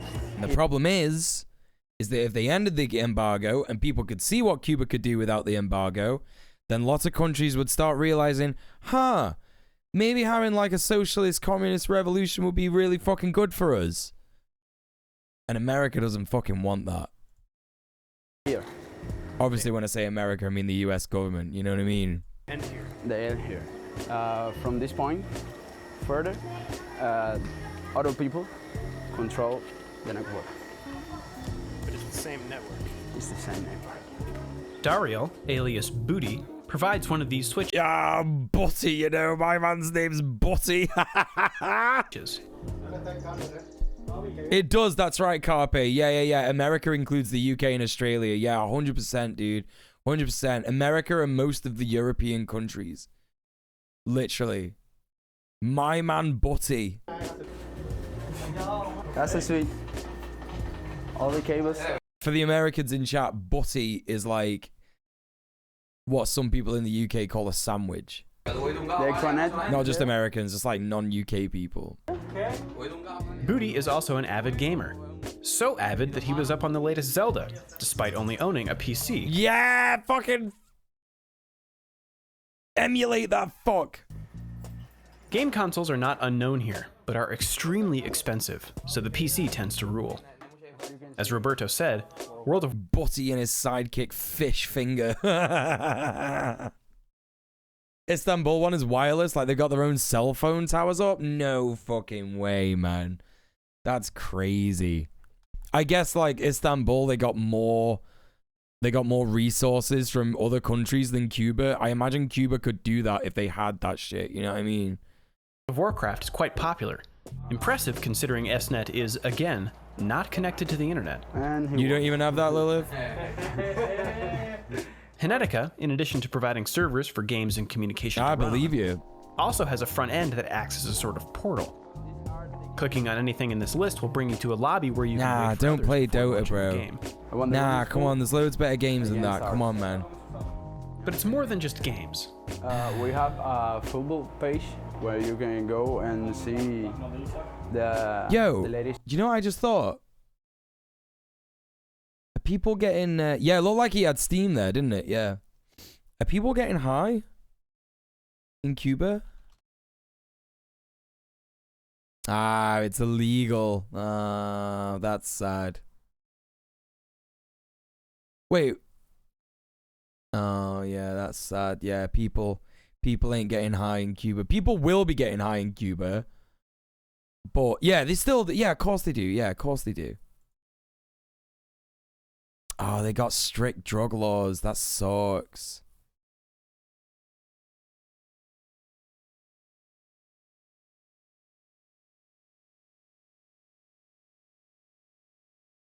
Can you get coke in Cuba? People are Googling, can you get coke in Cuba? Come on, man. Come the fuck on. News from games and players and chat room. Weed is fairly easy to get in the bigger cities. I know from secondhand it's possible to get it in Santiago, Villa Clara, Matanzas, and of course Havana. Okay. Also, where you can discuss after a game. What is Steam is They are working to be able to play football, FIFA, Pro Evolution, those games in that page. This is like Facebook for Snap. Cuban Facebook, yeah. There's even a Craigslist of sorts, where you can buy enough networking equipment to make your own node. Those are NAS station and Swift and things to connect to the net. Jesus and Booty spent a few minutes geeking out over Cat6 cable. Okay, all of the information about this is like really bad. Because like, okay, here's a paragraph from an article I've just found, right? For decades, the regime in Cuba cracked down on anything considered a detriment to society. This included gambling, prostitution, free speech, and drugs. Shut up, man. Fuck off. But the site also lists gaming accessories. Is that the only way to buy things like that? I'm done with Googling shit about Cuba like that. Do you know what I mean? You just like Google like an open question about Cuba, and there's just like 10 articles about how like if you speak in Cuba, you just get shot. No, you can go to a store, but in the stores are very expensive, and it's weird to see those things in the stores. In the electronic stores here, they sell like right, Mr. Dank, yeah. Logitech mouse. Let's geek out about Cat6. I don't know shit about Cat6, man. Honestly. As Americans, we weren't. I don't even know shit about Cat5. To buy anything from state-run stores, but we walked inside one to see what it was like. Sure enough, your standard bare-bones keyboard with 30-day guarantee shared shelf space in this electronics store with hair curlers and ovens. Yeah, capitalism is just stunting human development. That's literally what's happening. In this page, our car, whatever. This extends, of course, to game consoles, which, since most were listed at roughly US retail price, are prohibitively expensive for most Cubans. You can just put here whatever you want to sell, like a base. Oh, whatever. that's so sad that they can't like get like a Switch and shit. Do you know what I mean? Like they gotta go on like these like next level websites to get like a fucking Nintendo Switch. You can't just like get one. The price and comments about the article and your phone number. So imagine trying to get a PS5 in Cuba. Impossible challenge. People get those games. Somebody travels to another country, they buy games because it's cheap. For example, in your country, they must be cheap buying a game, and they bring here and they sell it and whatever. Is it okay to bring it into the country like that and sell it, or is that?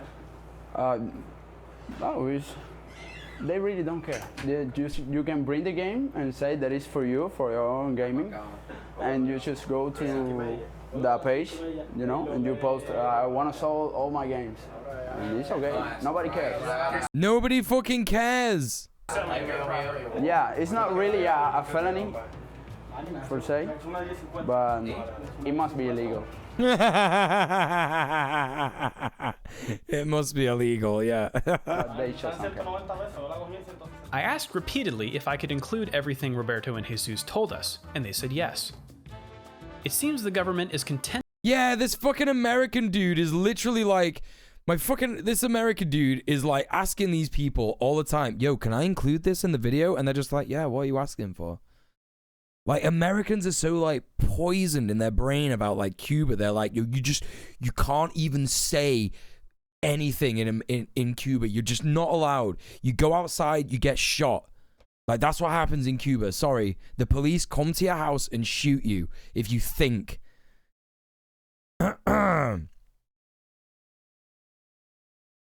My partner just told me, I think you radicalized my mom. She wouldn't stop talking about the prices of goods and the wage cap. Yeah, that's pretty good. That's a good start, I guess, you know? Nice.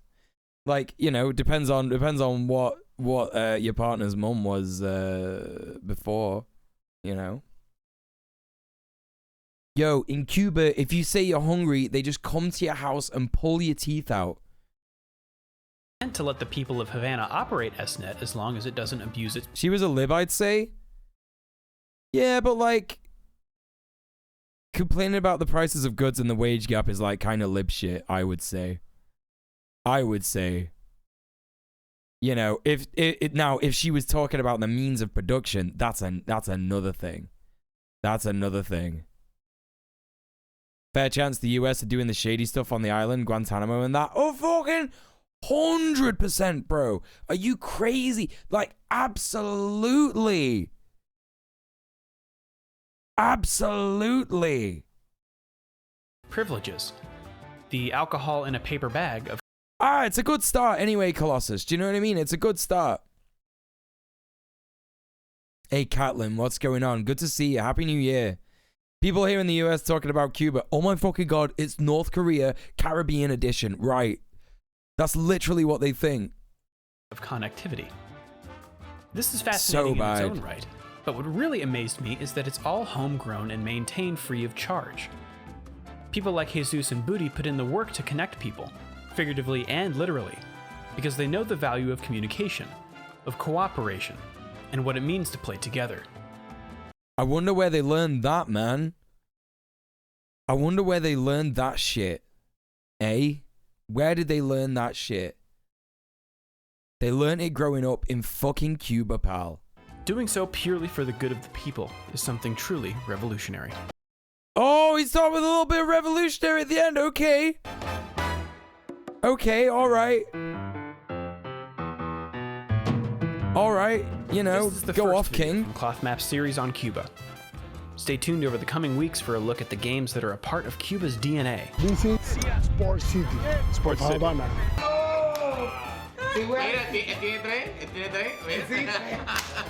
An interview detailing the country's surprising links to another cloth map subject. And for patrons, a behind-the-scenes travelogue documenting our entire trip. Good. If you liked this video, or any of our other ones, consider supporting us on Patreon. Regular folks just like you contribute a few bucks a month to keep Cloth Map going. Their support helps pay for flight. Buzzing. That was sick. That was a sick video.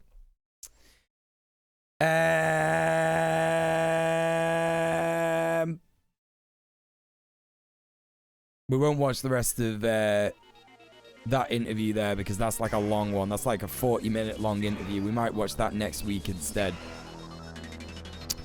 But don't forget, folks, we got a bonus stream this Saturday. I'm going to be playing some educational games, such as Maths Blaster and Raymond the Maths one. I don't know what it's called, but there's a Maths Raymond game that we're going to be playing. We're also going to be having movie night in the Discord. If you're not in the Discord, get yourself in the Discord. Follow the rules in there. Say the secret phrase, and you will get access to the Discord. Thank you so much for all the support tonight, folks. It's been real good. I'm sorry I was late again. But I really appreciate you all turning up and supporting me. Thank you so much for being here. Thank you for all the donos. Thank you for all the bits. Thank you for all the subs, etc., etc. Thank you, thank you, thank you. We are... Sonic will never again be a pain in my egg! Carpe Packs, thank you so much for the 100 bits. Thank you, thank you, thank you. I appreciate you. I appreciate you. Do you have Mario is Missing? We might play Mario is Missing, yeah. And thank you for all the new follows as well. Thank you, new chatters. I appreciate you a lot. I'm going to be back on Saturday, like I said. We're also going to be watching in the Discord. What do you call it? What are we watching? It's called Enthirian. It's like a Hindi Tamil movie from India. It's going to be very, very interesting. Very, very interesting indeed. Very funny. We're now going to go and raid someone. Who we're going to raid, I'm not sure. There are so many people live. We already raided Sophie yesterday. Or the day before. Was it the day before? It was the day before because we raided Sue yesterday because it was Sue's birthday. We are now going to raid... let's go raid Left Flank Vets. I've not raided Left Flank Vets in a bit. I love a bit of Marcus. And any of the vets, really. Yeah, it's Marcus today. Yeah, let's go say hi to Marcus. An absolute bean. Yeah, I don't take suggestions for raids because I got so many people in my follower list. But I appreciate that anyway. I'll check out Idan Simpson if you think Idan Simpson is pretty based. I'll check it out. I'll check him out. There's the raid message. There it is. There it is. There it is. Hang on. No, that's not the second raid message. There it is. Okay, there you go.